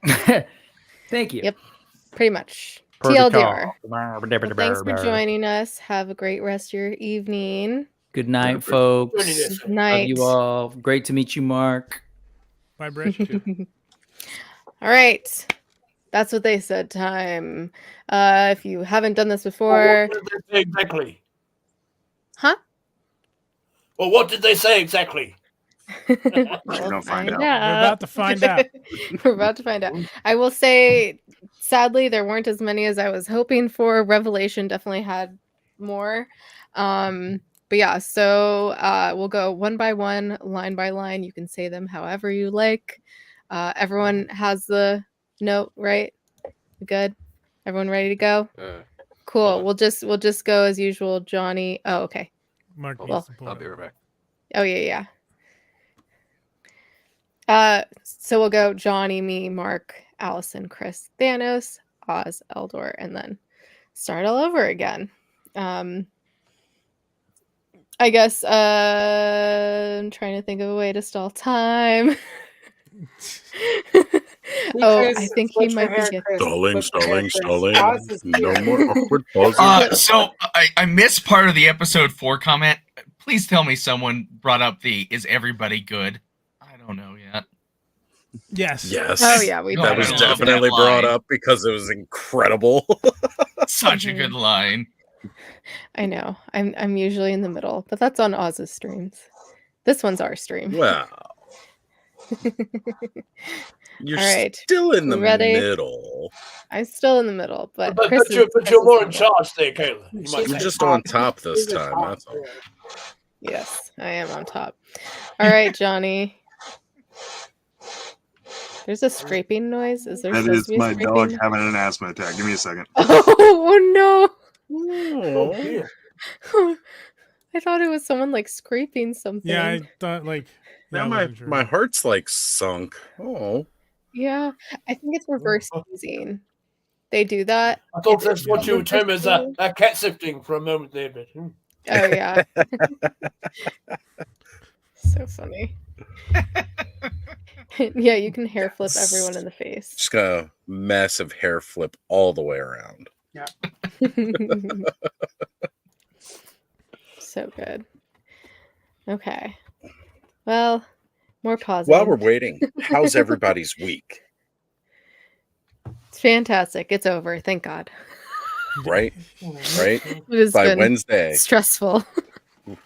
So stressful this week. So Why? terrible. I think there's something in the cosmos because my roommate, well, the one that works, her week was like very stressful too. So I'm like, I don't know what's going on. Yeah. I don't know what's going yeah. on with the universe. Coming into the Lunar New Year, that's what it is. You know. Maybe. The Maybe. weather got my, is insane right now. Okay, I mean, I I'm hate to be sorry. that He might guy. do it again. He does it from time to time. Was it reverse sneezing or was it asthma? Yeah, he gets like a mucus buildup. He has a lot of allergies. He has a lot of problems. He's a sweetheart, but he has a lot of problems. I'm sorry. It's okay. All right. That's what they said. MOTU Revolution. And scene. Time for plan B? A man at arms always lends a hand. You were incredible back there.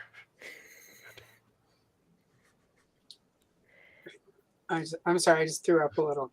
Orko, I need a hand here. Wait, you got to do it one more time when we're not laughing. Orko, I need a hand here. Keep it up. Just a little bit longer. We're almost there.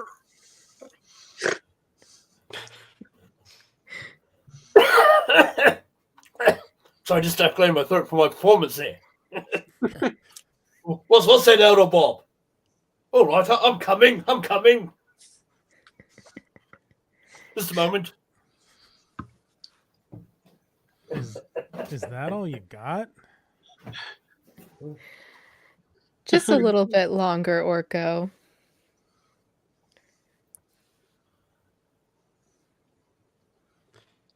We're almost there. I had to step in and give you a hand. We'll do it. You have a sword, so swing it. I'm coming.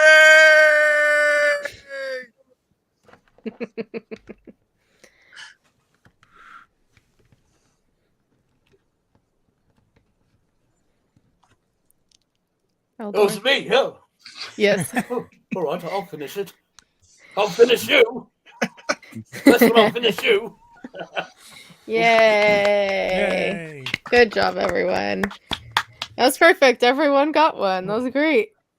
Oh, Sorry, awesome. they had to learn my lines last minute, you know? Oh, you're fine. It's a lot. Mark, do you want to stay on for the wrap up or you want to head out? I know you're not feeling too hot. I'll head out to let the rest of you guys go. Okay. Well, thanks for joining us. First of all, hope you feel better. Do you want to tell Get better soon, everyone? sir. Yeah, I want to tell everyone where they can find you, what you got going on, all that good stuff. Yeah.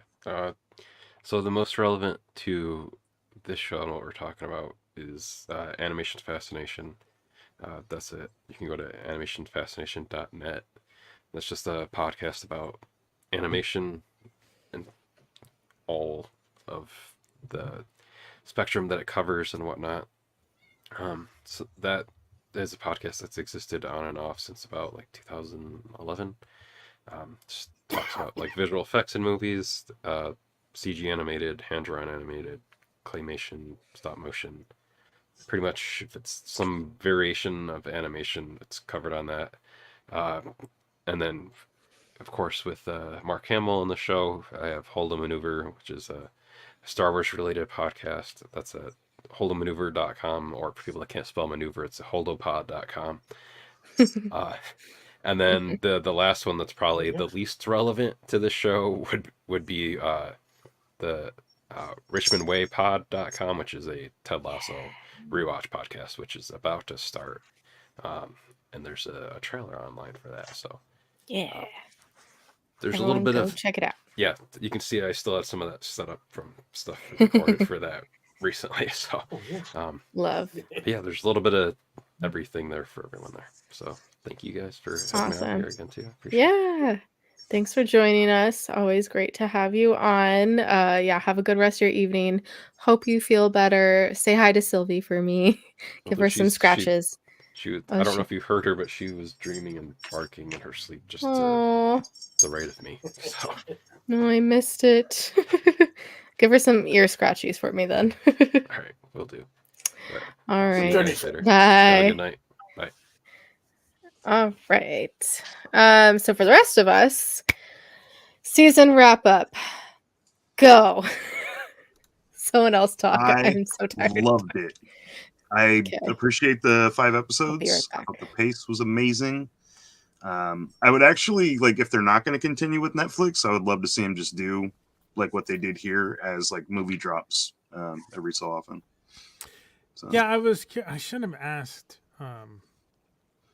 I thought about asking in the chat, but Ted is Netflix, so I would be like, "Hey, if you guys drop it, like." Yeah, well, somebody else. That's a good point. Yeah, that is a fair point. Yeah. Yeah, if it's their internal, then I guess it probably won't be shopped around. I don't know if it is like theirs or if it's just like is it a joint production or is it Mattel and then it's going? I don't know how any of that works. I don't know why I'm asking. Well, he's like a producer on it, so in some capacity they're involved. So. Okay. Either way, I was like Thanos. I was a little worried about pacing wise with only 5 episodes, but they did it so masterfully that, I was just like, I don't think they missed anything, but want so much more out of this. They could have done a few things here and there to like fill out and stuff, but I loved the pace. Like I thought it was a damn near perfect season. Really, but I suppose with most of these endeavors, they do leave it open at the end for possibly continuing. As we know, we've seen Despara sort of unmasking, although they didn't reveal who it was under the mask there. So there's always these little tickets that leave you with the possibility of seeing more, as we did with the the 87 movie, you see old Skeletor come out there saying he'll be back. Of course, we're still waiting, but I mean, came back in toy form recently, so. That's right. You know, You're right. Ted said the movie is canon, which kind of confuses me because that means then that Revelation is the second time Skeletor has held the power. That's true. Fair point. That is very true. It wasn't the first time. But, I you feel know, like that was everything is kind of canon. Like, there's, like, Sure. they're just kind of like, a little bit of this, a little bit of that, a little bit of this. Well, it could have been a similar adventure, so not necessarily Yeah. relating to the events. Yeah, I feel like it's how Batman and Green Lantern was when they did the DC 52. They're like, yeah, all that stuff happened, kind of. Right. Yeah, don't worry about how it actually works in that timeline. It kind of happened. Yeah, that's Right. the feeling I get, but I'm fine with that too. So Yeah, I mean, like in this universe, it was Jennifer Aniston that worked at the barbecue place, and instead of dying in a plane crash, her parents were in a train accident, and her boyfriend was played by the holographic doctor from Star Trek Voyager. So yeah, There we go. kind of, but not Robert quite. Picardo. Yep, he was pretty attractive for the day. Oh, yes. Anyway, sorry, got lost in his eyes. Anyway, Lost in the moment. But yeah, this season was just wonderful. I felt like, there could have been an episode or two to kind of just add some breathing to it. Like, there were some points where, like, oh, we love the Maybe. action, but there could have been a little bit of falling action between some moments to really help build it up. I would have liked a little bit more of Randor before he died with Adam in like a like slower pace moment where they were actually talking about the responsibility of the crown and stuff like that. Like it was a little bit sudden like, indeed. That was such an emotional scene, though. Like, you know, I got a little bit of spoiler information on that. When I found out that was all going to be in the first episode, I was like, how do you do all that in just the first episode? Like, you know, and you go from having him in this battle to him dying, one episode, funeral, like he's gone now. Like, whoa. And then it was, you know, they did it. And it was still just very, very impactful, like from the start. Like, you know, you hear Randor's always wanted to have pride in his son, could never have it because he thought his son was a lazy jackass. And, you know, then, hey, by the way, your son's been He-Man for all these years. Now you finally go on these adventures. You know, you could go do this. And it killed him. It was like, oh, man. You know, but like it made a very, very big statement. And some action's not really for the faint of heart, I see. But that's how they started this season, though. So somebody said in one of our previous streams, somebody said in the chat something about they thought Randor was poisoned, and Brick said something to the effect of he had a theory about that. And I think part of it relates to Motherboard said to Hordak phase 3 of the Keldor plan is in sure, whatever the word is. I don't is progressing, like they're in phase 3 of the Keldor plan. So maybe phase 1 was poisoning and getting rid of King Randor, and maybe it wasn't just natural causes that he died from. Well, we've all talked about this being the long game, right? What if phase 1, because I know I've talked about it on Toy Frenzy with Yuka, but like, what if like phase 1 was Keldor getting left behind when Hordak's running away with Adora there in that scene? It could be. Right? Like, we don't know what phase 3 really means, but we all know Hordak's been at a long game on this one for a while. Well, phase 3 wasn't that once they finally got into Grace? Because my assumption is sort of phase 1 is the destruction of the royal family, which of course goes back to those cribs, which goes back to Keldor.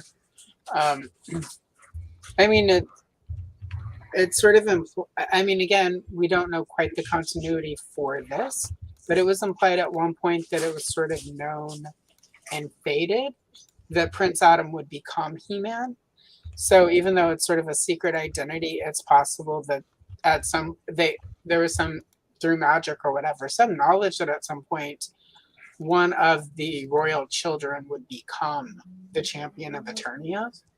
Well, in some Right. continuities, there was like the prophecy of the twins. So the fact that twins were born to that family line, right? Like, Yeah.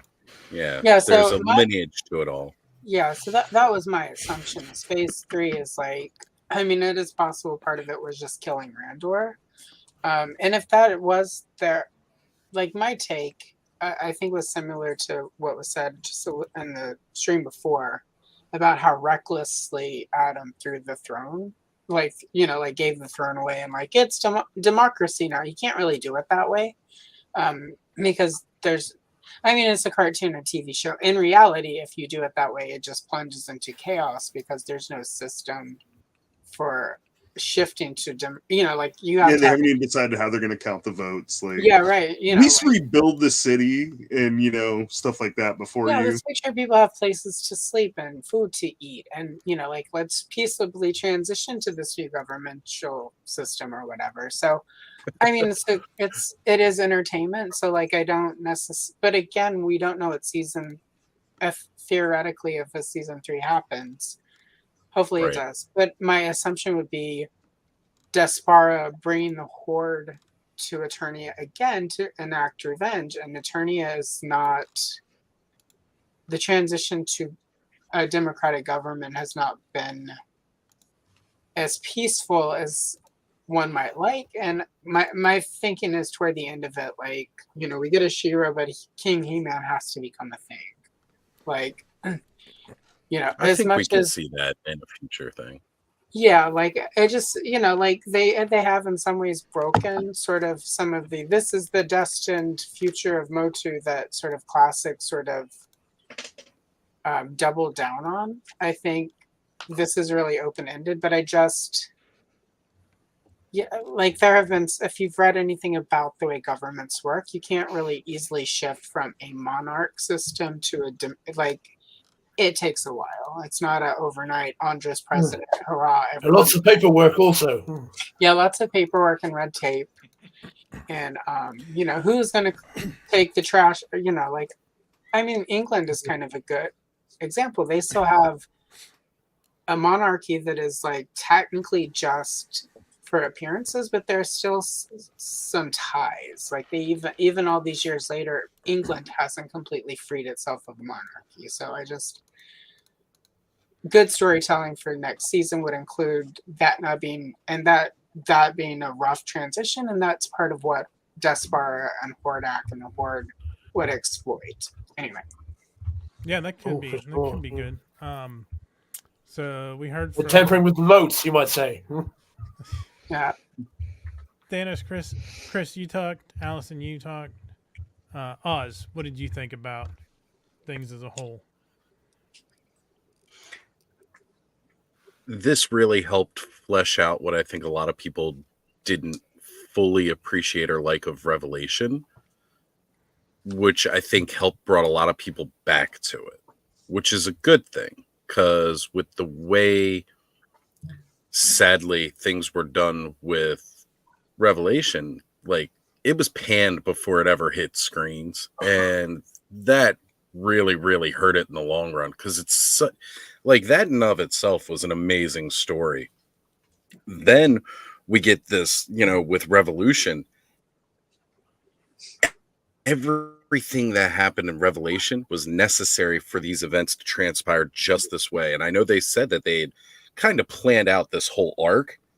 And, if people had just given it a little bit better of a chance, we may not have had to wait so long for this portion. I think like the argument people had where it's like, oh, they said it was a direct filmation thing. They always said it was a continuation of the classic era.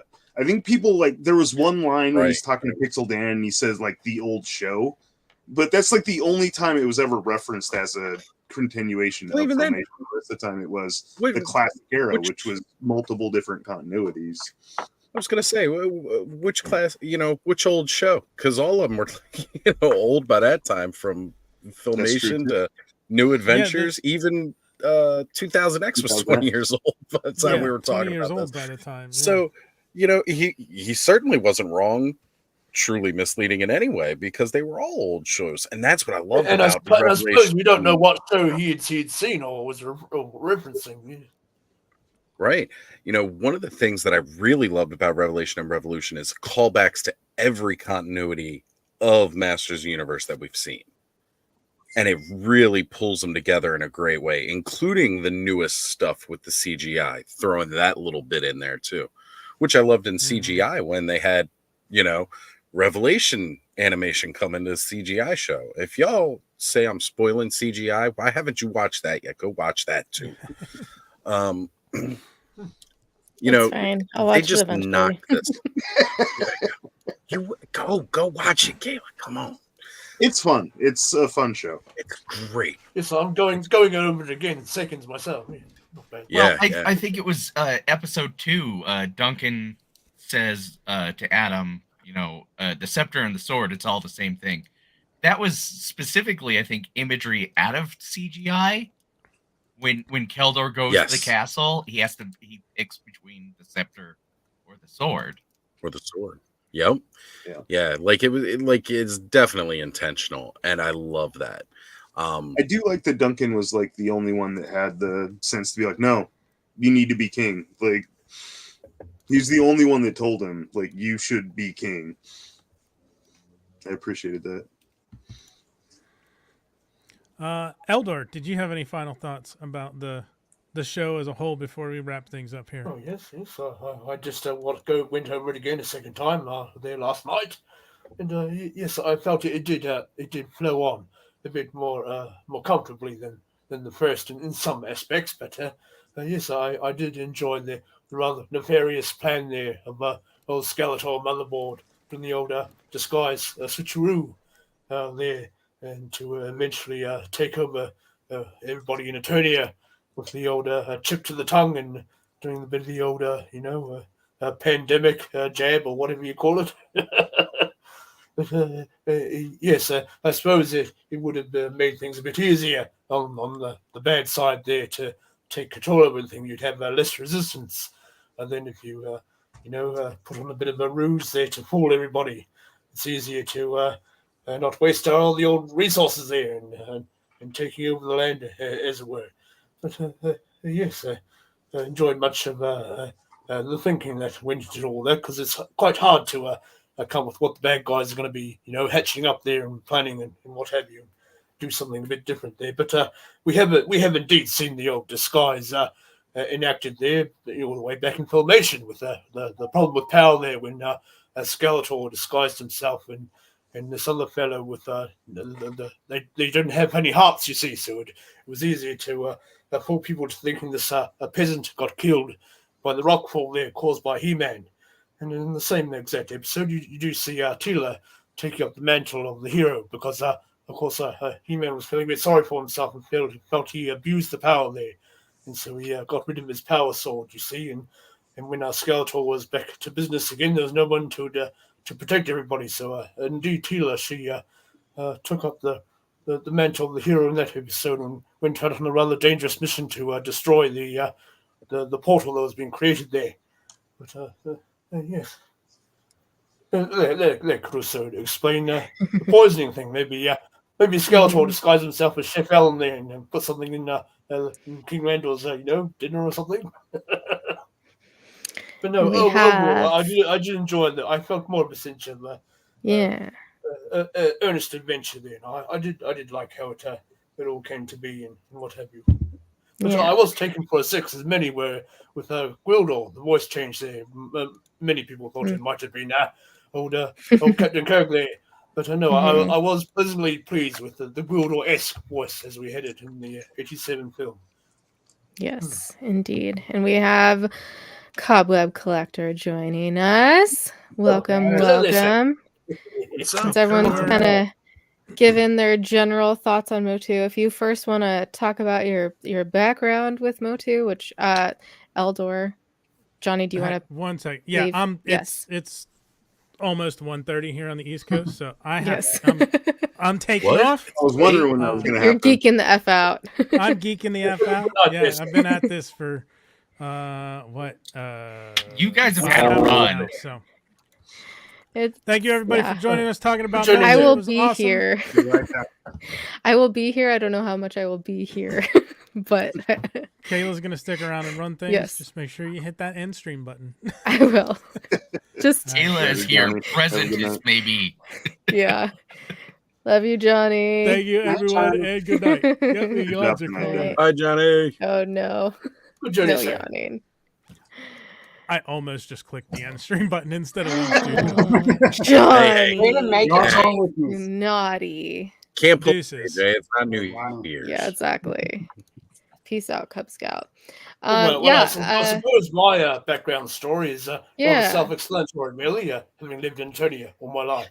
Well, I did sacrifice my life there at one stage, so I was off traveling the greater planes of existence before traveling back through the great forge of the universe, and I retook corporeal form there. So, yes, as you were there, Cobweb, say. Yeah, Cobb, what's your background with MOTU? For me, Motu is my first toy that I remember falling in love with as a kid. Filmation cartoon, watching that all the time. So since then, grew up, got out of toy collecting. I don't know what age, like 12 or so, 12, 13. And collect a little Star Wars in between, into that. And when Origins and Masterverse and all this came out, I got all back into it. Thought, hey, what was my first love as a kid? It was Motu. So the recreation of the Motu Origins figures and everything, I just had to start collecting those, and it has totally gotten out of hand, as you can see. We've got them everywhere now. Indeed So it does, yes. just falling back in love with Motu again, and having this new cartoon and everything for us has just been so great. I'm not very picky. I'm like, if there's Z-Man out there, I'm gonna watch it. So it's been awesome for me the last couple of years. Yeah. Love. Yeah, and some people, well, I think everyone has talked about their overall feelings towards Revolution. Do you have any more like specific thoughts on the season? Anything that stood out to you? Anything like you're excited to learn more about? All that good stuff. Not much. It hasn't been said already. Revolution, I did like it better than Revelation. I loved Revelation too, though. It Mhm. had little minor nitpicks here and there, but Revolution was just overall great. And I think like Thanos there, what I'm most excited about is just seeing so much potential for new figures. Getting that Mhm. Tila. I'm praying for a Tila 3 pack. Give me all 3 of those Tilas. 4 Yeah. Tilas. if Get you my count hands the on the Winter old rock Wardrobe. on there, yes. He's a Right. good fellow, good figure. If they do it. Yeah, just the overall arc of everything was awesome, and then leaving us wanting more, hopefully more for us. I'm just hoping everybody out there enjoys as much as like all of us here did, and get another part out of this. With old rock on, though, I wonder if they might I was bummed do him about in his vintage like toy form, or do they just rocky bits that clip onto his arms like you saw it forming around him in the show there? Be interesting to see.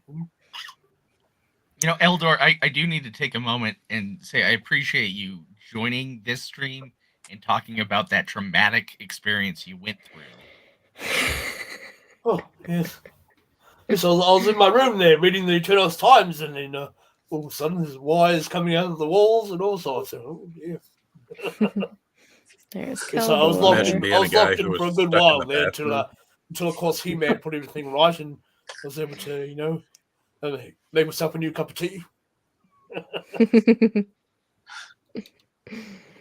Yeah, Lion Mom asks, in that scene with the cribs, why is Randor not going after Hordak more? That is a good question. I got the impression as Hordak sort of turned around that they hadn't noticed him at first. He sort of, doing the old sneaky check to see if they caught him in the act, as it were. But no, he sort of, gave the way look back at them and then jumped off the ledge there.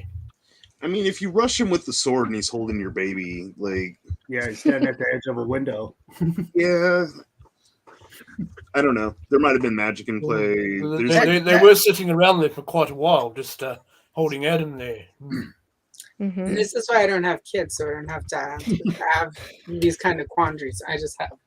It was a Sophie's choice, either you protect Adam from the skull-faced man in the room, or go after the daughter. Yeah, I mean or maybe the dingo ate the. I don't know. The dango ate your baby. Just say. You thinking all the times he was disappointed with Adam, and we kept the wrong kid. It happened so fast, that scene in a flashback. We won't know what happened until probably next. Yes, we don't have an idea of the time elapsed. Yeah. It is worth noting think Hordak's nickname in college was Dingo. So I'm saying. Hey, there we go. We figured it out. Yeah,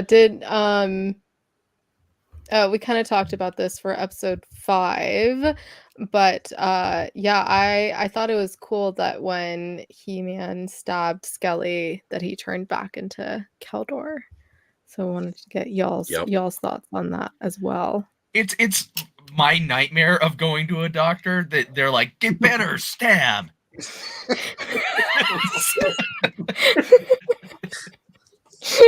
Well, there was one idea I had when we were talking about this in some other show. Might have been the old Toy Frenzy or something. Talking about the face melting off part, and I know Bud had some ideas there, and then they talked about how there appeared to be like a bit of a war planning time, and you saw the Havoc staff and a bit of a hologram perhaps, and so I thought maybe they might have planned to destroy the Havoc staff, and that's when you get the melty maybe and becoming Keldor again perhaps. So, or maybe he looked into the Ark of the Covenant, and when they told him don't look at it, Keldor, and he looked anyway, and then he chose unwisely there. He was like, "No, it's so beautiful, Indiana. I must look," and then his face melted off. That was just a nod to Star Wars. Everybody could get stabbed in the stomach and still live. Yeah, but maybe he had his old earbuds in there. Was listening to a band at the time, and it melted his face off. I think it's a super interesting direction. Like, I'm really looking forward to seeing what he's actually like how insane he is or how lucid he is. And he saw Skeletor's reflection in the crown. So, like, is Skeletor going to be the voice in Keldor's head this time around? Like, I'm down for it. I just want to see how it plays out. Yeah, I suppose it was a good way of them explaining the whole demon from another dimension thing, maybe a bit out of it.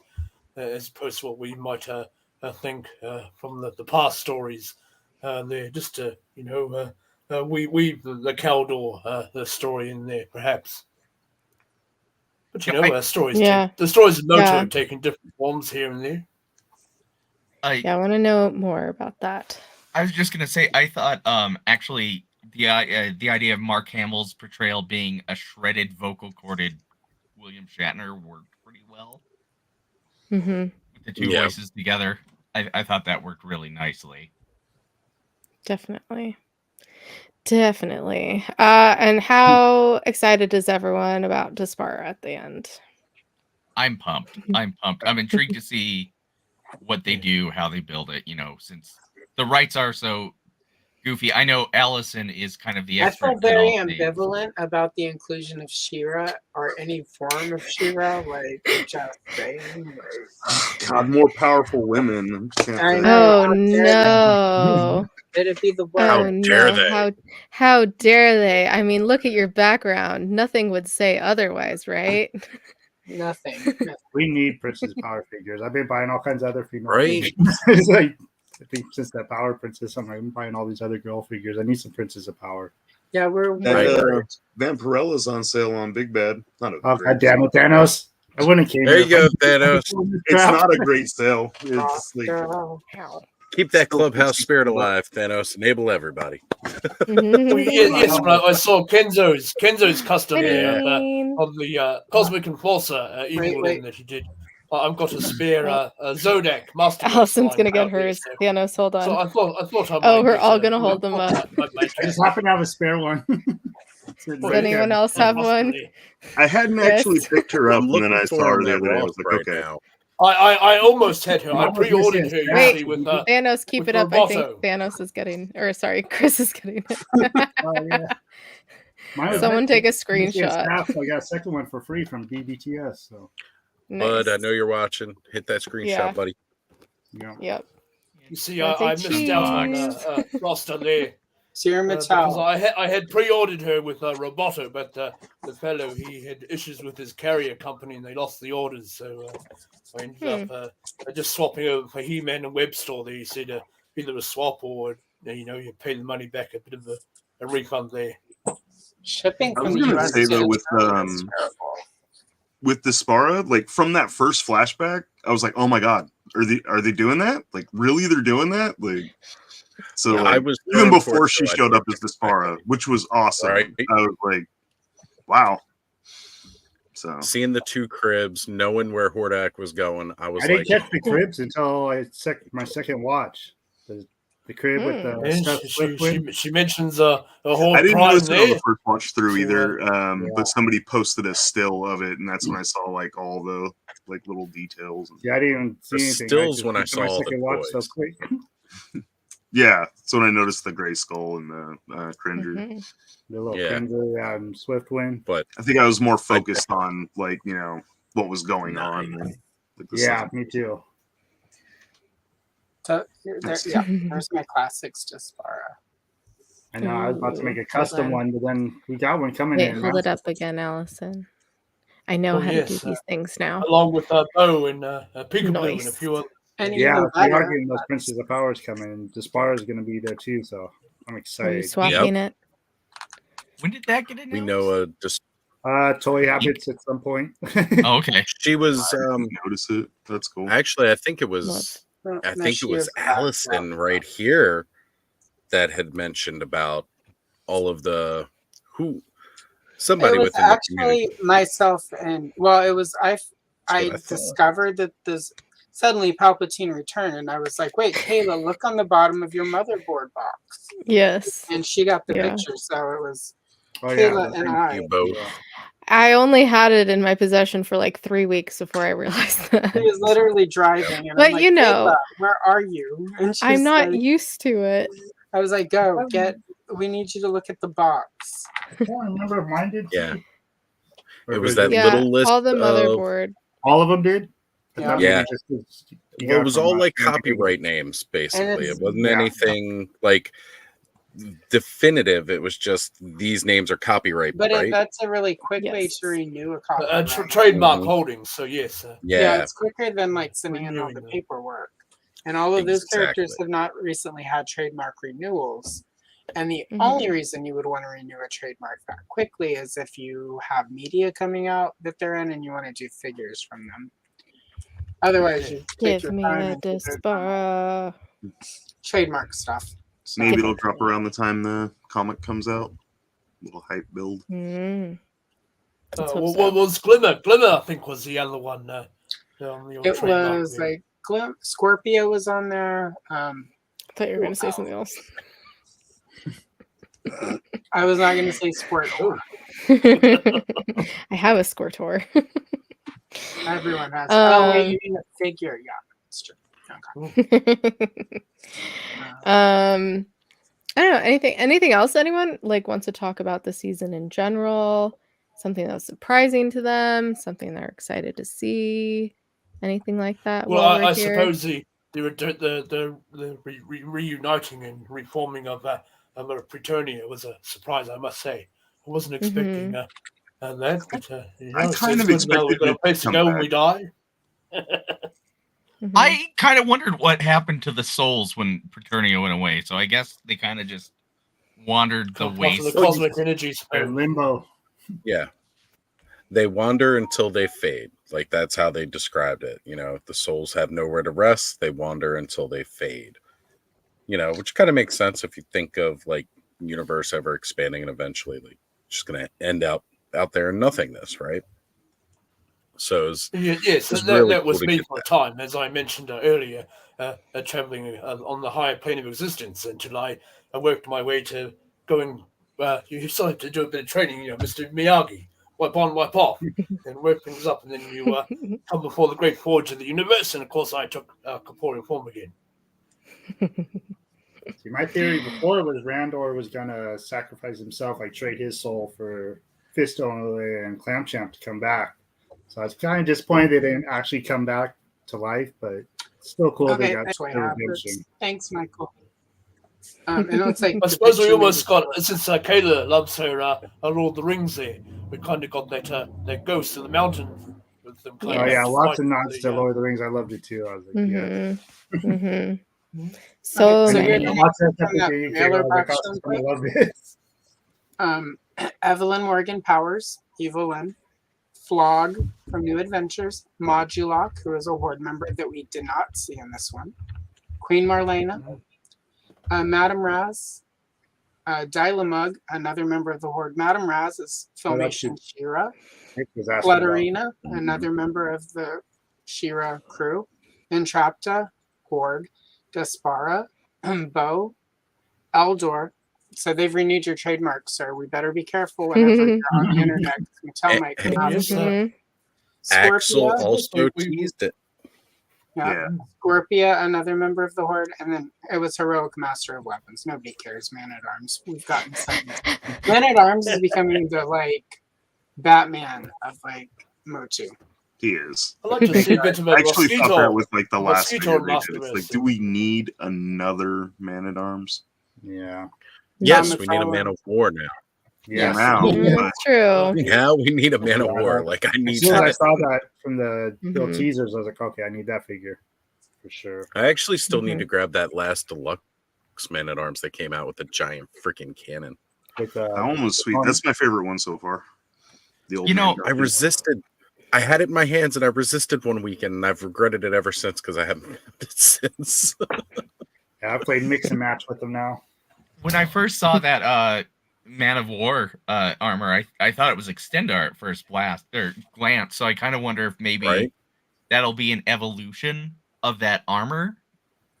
I'm thinking the evolution of the armor might come from Andra's the battle armor she made. Yeah. I'm thinking that's where we might get like some Extendar. But again, Extendar was made by Hordak. Yeah, right. Me and Dragstore, they were buddies. Yeah, they were good friends, and then Well, then many thought it might have been a remade Roboto. In some. Yeah, maybe they could use parts of Roboto to remake. Spout. Yeah, that would be cool. Nice. We're still waiting on Master Race Snout Spout there. When he's going to show his nose and what have you. I know. I was hoping him or Buzz Off would have better lines for That's What They Said, but sadly they weren't. Especially because the voice actor for Buzz Off was Dietrich Bader, who also played the King. And by the way, he's hot. He's super hot. The problem is, I think of him in Each their terms of own. Drew Carey show, where he's Yeah. just kind of the idiot. I was thinking the same thing. or from Office Space. That's where I think it was Office Space. Yeah. He's a real Carl. Hey, man. What a lovely tea party Channel number from 9. Silent Bob. Yeah, but you have to. There was There was a show on Fox he was on where he was like this. Yep. He was like in a black leather jacket and he rode a motorcycle and it was like 1993 and yeah, it was a different time. Good All the old way days. back in 1993. I think it was What a 93. day. I think it was That's when I was born. I was going to say, Kayla. That would make It's weird when you say that because it doesn't feel like it was that long ago to me. Like, I know, right? Well, It that's doesn't I- either. yeah, like, My life just went like that. You I gotta have to accept remember, I'm old by other people being older in a. when we It's were all just- watching that 70s show, right?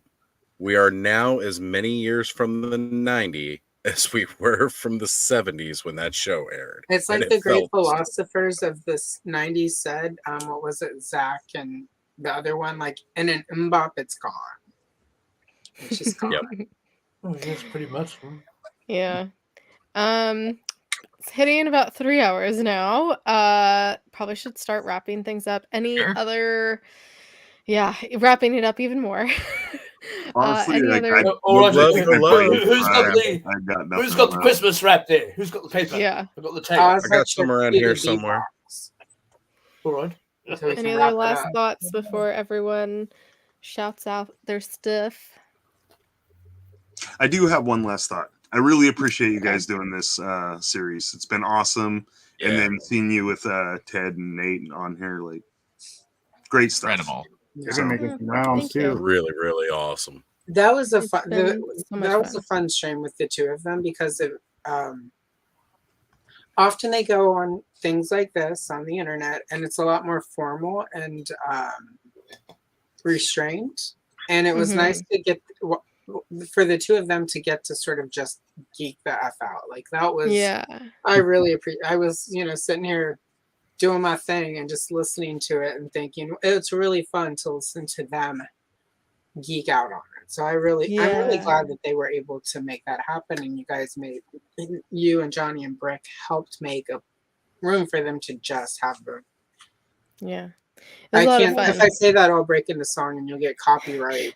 Anyway, like at the end of Dirty Dancing, they had you heard it all before. So yeah. Yeah, it's funny. It just kind of worked out very well. Yeah, it all kind of fell into place, and they've been friends for a long time. So yeah, it was a lot of fun I think it worked out perfectly because I'm sure if we found someone else that worked on the show, or if we found if we had Pixel Daddy or Zaddy Larson or someone like that, like they would still know Ted, but it was cool that Nate's known him for even longer than those guys, and their chemistry, and then getting the art side in, I think was really important. When I reached out, MOTU is the art is before Filmation. It was that box art, like Castle Grayskull's art, like Wind Raider, like Battle Ram, the 8-back, like the art is the whole reason any of us got into MOTU before Filmation. So yeah, it's it just worked out really well, because I've always loved art. My family's super artistic, and my makeup is my art, and I think that's a perspective. Oh, thank you. I think that's kind of something that I haven't seen other streamers talk about. I know he's been on other people's streams, but and also he was really excited about Revolution. So I was like, do you want a space to talk about it? And he's like, yeah. So I was excited to see him geek out about the show too. It was super fun. Yeah, they were both very awesome, and we had a bunch of questions, but also we knew we were probably gonna go off on tangents, but we pretty much asked all the questions we wanted to, which was amazing. I didn't think we would really get to all of them. There was a couple left, but the important questions we asked for sure. But thank you for that. It's been a lot of fun, and it started as just another rewatch thing that we had planned on doing for a long time, and and when we decided to do it right before Revolution so we could talk about Revolution, and just all kind of worked out, and appreciate having people like y'all willing to come on and talk about it. It's been really fun, and especially for me, because this is all new, and so learning about all of this has been so want to much say fun. it's been extra good for me to have the positivity that has been brought to all of this, because it wasn't quite this positive last go round. And I know there are places out there where it's still that sort of a shit show right now. Whatever. We love that for them. Do we? I do. I love that for them. That's how we say bless your heart now. At least that's how I say bless your heart now, because the secret got out about bless your heart. Whatever Southerner let it go. Bless your heart. Anyway, so we love that for them. But it sucked last time a little bit. It was when Last Jedi came out. It really sucked to be a Star Wars fan for a while there. And thanks to Britt, thanks to sort of a lot of you that are on screen right now, it was through a cool community of people, I was able to rediscover my joy for Star Wars. And this has really helped me not feel quite so hesitant about, which is a good time since I'm also making MOTU content right now. So thank you for giving me back my art. Or, I'm being cynical and sarcastic, but I appreciate the positivity and the room you and Johnny and Brick helped make so that we could just enjoy the geeky. You know, we had our critiques of stuff that didn't quite work for us, but it wasn't like we weren't coming up with like, you know, misogynistic, homophobic, racist reasons. Like legit I can't believe that reasons. blue person is going to be president, or what, you know, like anyway. Not my Eternia. Yeah. right. And it's so funny. How dare Sheila have a feeling that doesn't build up a man? Anyway. Yeah, and it's Why interesting. Go ahead. I was just gonna say, why is this warrior woman so buff? Yeah, really. Anyway, yeah, that's not.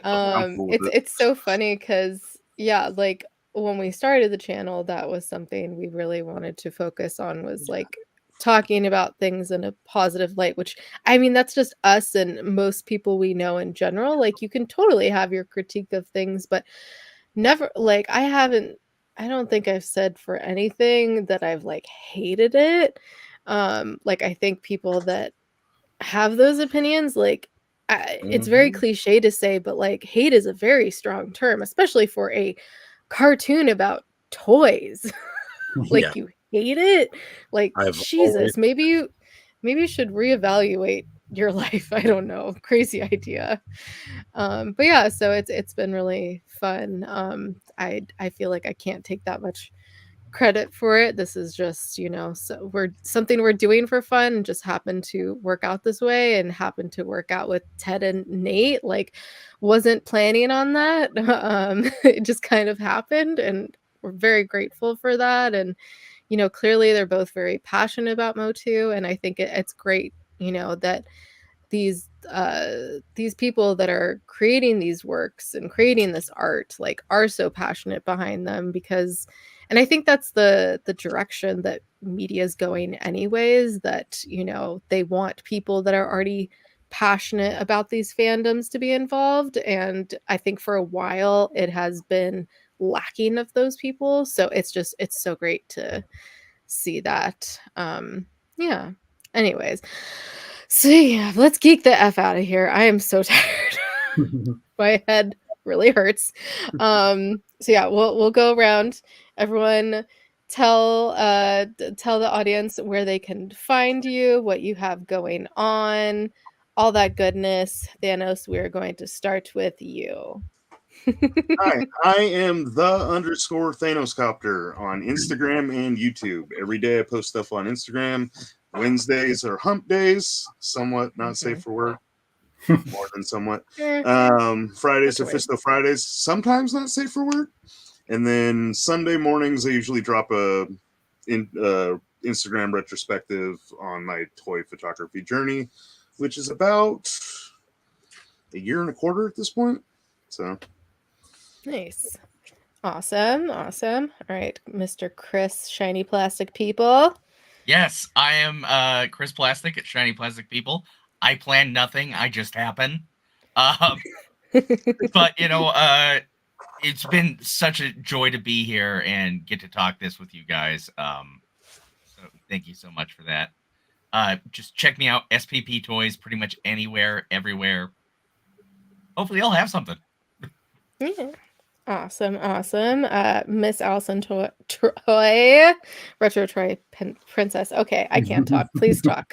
Dear God. R's. Okay.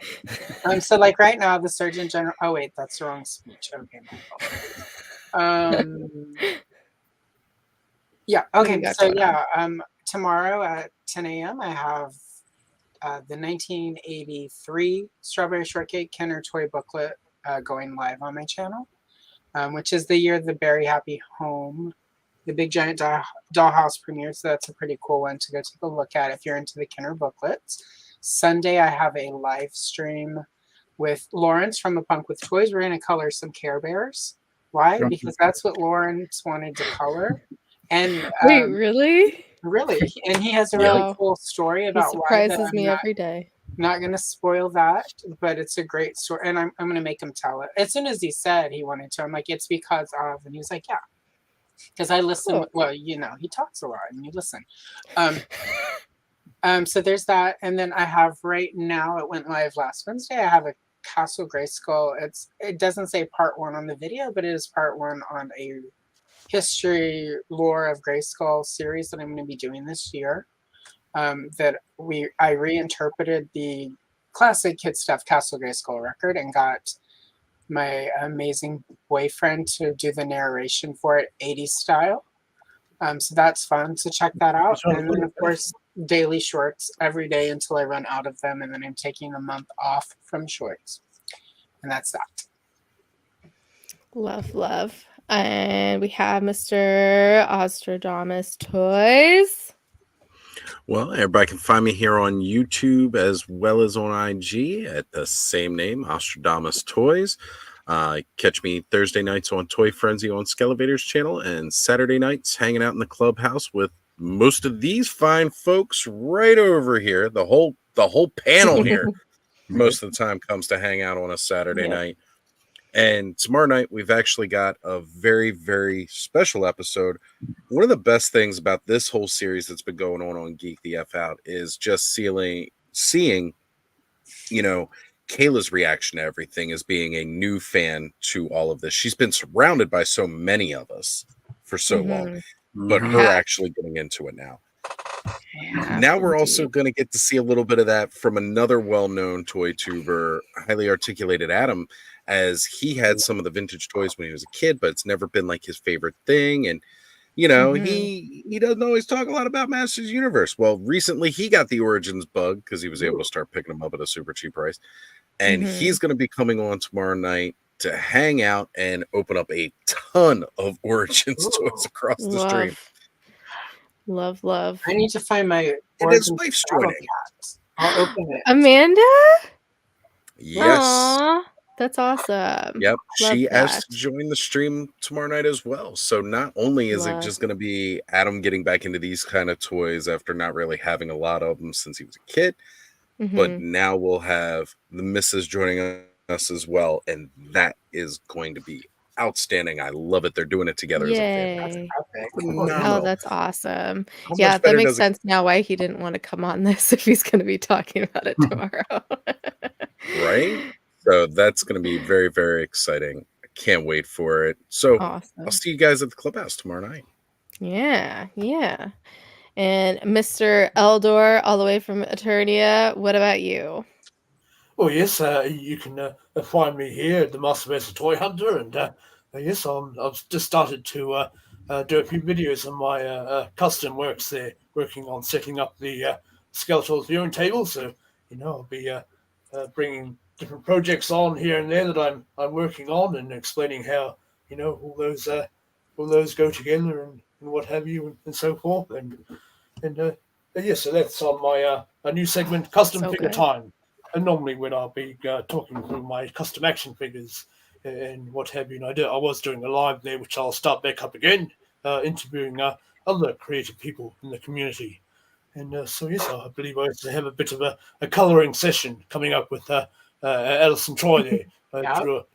I went outside Custom Bicycle there one fine day, and just, you know, put up a bit of a pew there in the old sketchbook. And drew the home there, the house as it were, and so we'll be colouring in all that and what have you. Fun, love that. Awesome. Your work is amazing. And then we have Cobweb Collector. I have Cobweb Collector here on YouTube and Instagram as well. Just do a bunch of mainly MOTU videos. All Masterverse, Origins, anything MOTU related I get my hands on, and anything random that catches my eye in between. Then Saturday nights, usually hanging out with Oz, like he's saying. Excited to see Adam. I heard about Adam will be there and saw the little post about him getting back into MOTU. That's awesome. And so happy to seeing Kayla finally after all probably knowing you or talking to you in chats and stuff for probably close to 2 years now, and just your comments. Oh, I know nothing MOTU, and now here we are finally. Yeah, getting you, and you're one of us. So crazy. It's so funny. I'm glad you love it and enjoy it. It's such a fun thing. MOTU. Yeah, so different. It's great. It's so funny. I said this in the GDL Discord when people were like saying how the Eternia was shipping, and I was like, I remember just yesterday being on the Comic-Con floor before it opened and taking a sneaky video of Eternia because Jay was like, "Can you take a video?" And I was like, "I don't know. I have no idea what this is, but I'll take a video." And he posted it, and it went crazy. And now, yeah, I have a bunch of toys, and I've watched the show, and I get it. I get it now, and I know what Eternia is, and it can do the Leo pointing. I know that. All fun stuff. So yeah, it's crazy how the turntables have turned. But anyways, thanks again, everyone, for joining us. Thanks for everyone watching this live. We have been streaming for literally 6 hours. My eyes hurt. I got like 2 or 3 more to go. Come on. Ah, You got another like 3 hours. if you're in you. watching on Come the on. replay, thanks for watching the replay. Make sure to smack that like, smack that subscribe, smack that bell icon. Go follow all these lovely people here and everyone else we've had on the show. Go follow Ted and Nate. Everyone's amazing. Oh, Love good, everyone. Jenny. Everybody, Yeah. buddy. Everyone make their things go crazy. Yeah, thanks for geeking the F out with us. Cheerio, have a good cheerio, one. cheerio. Bye.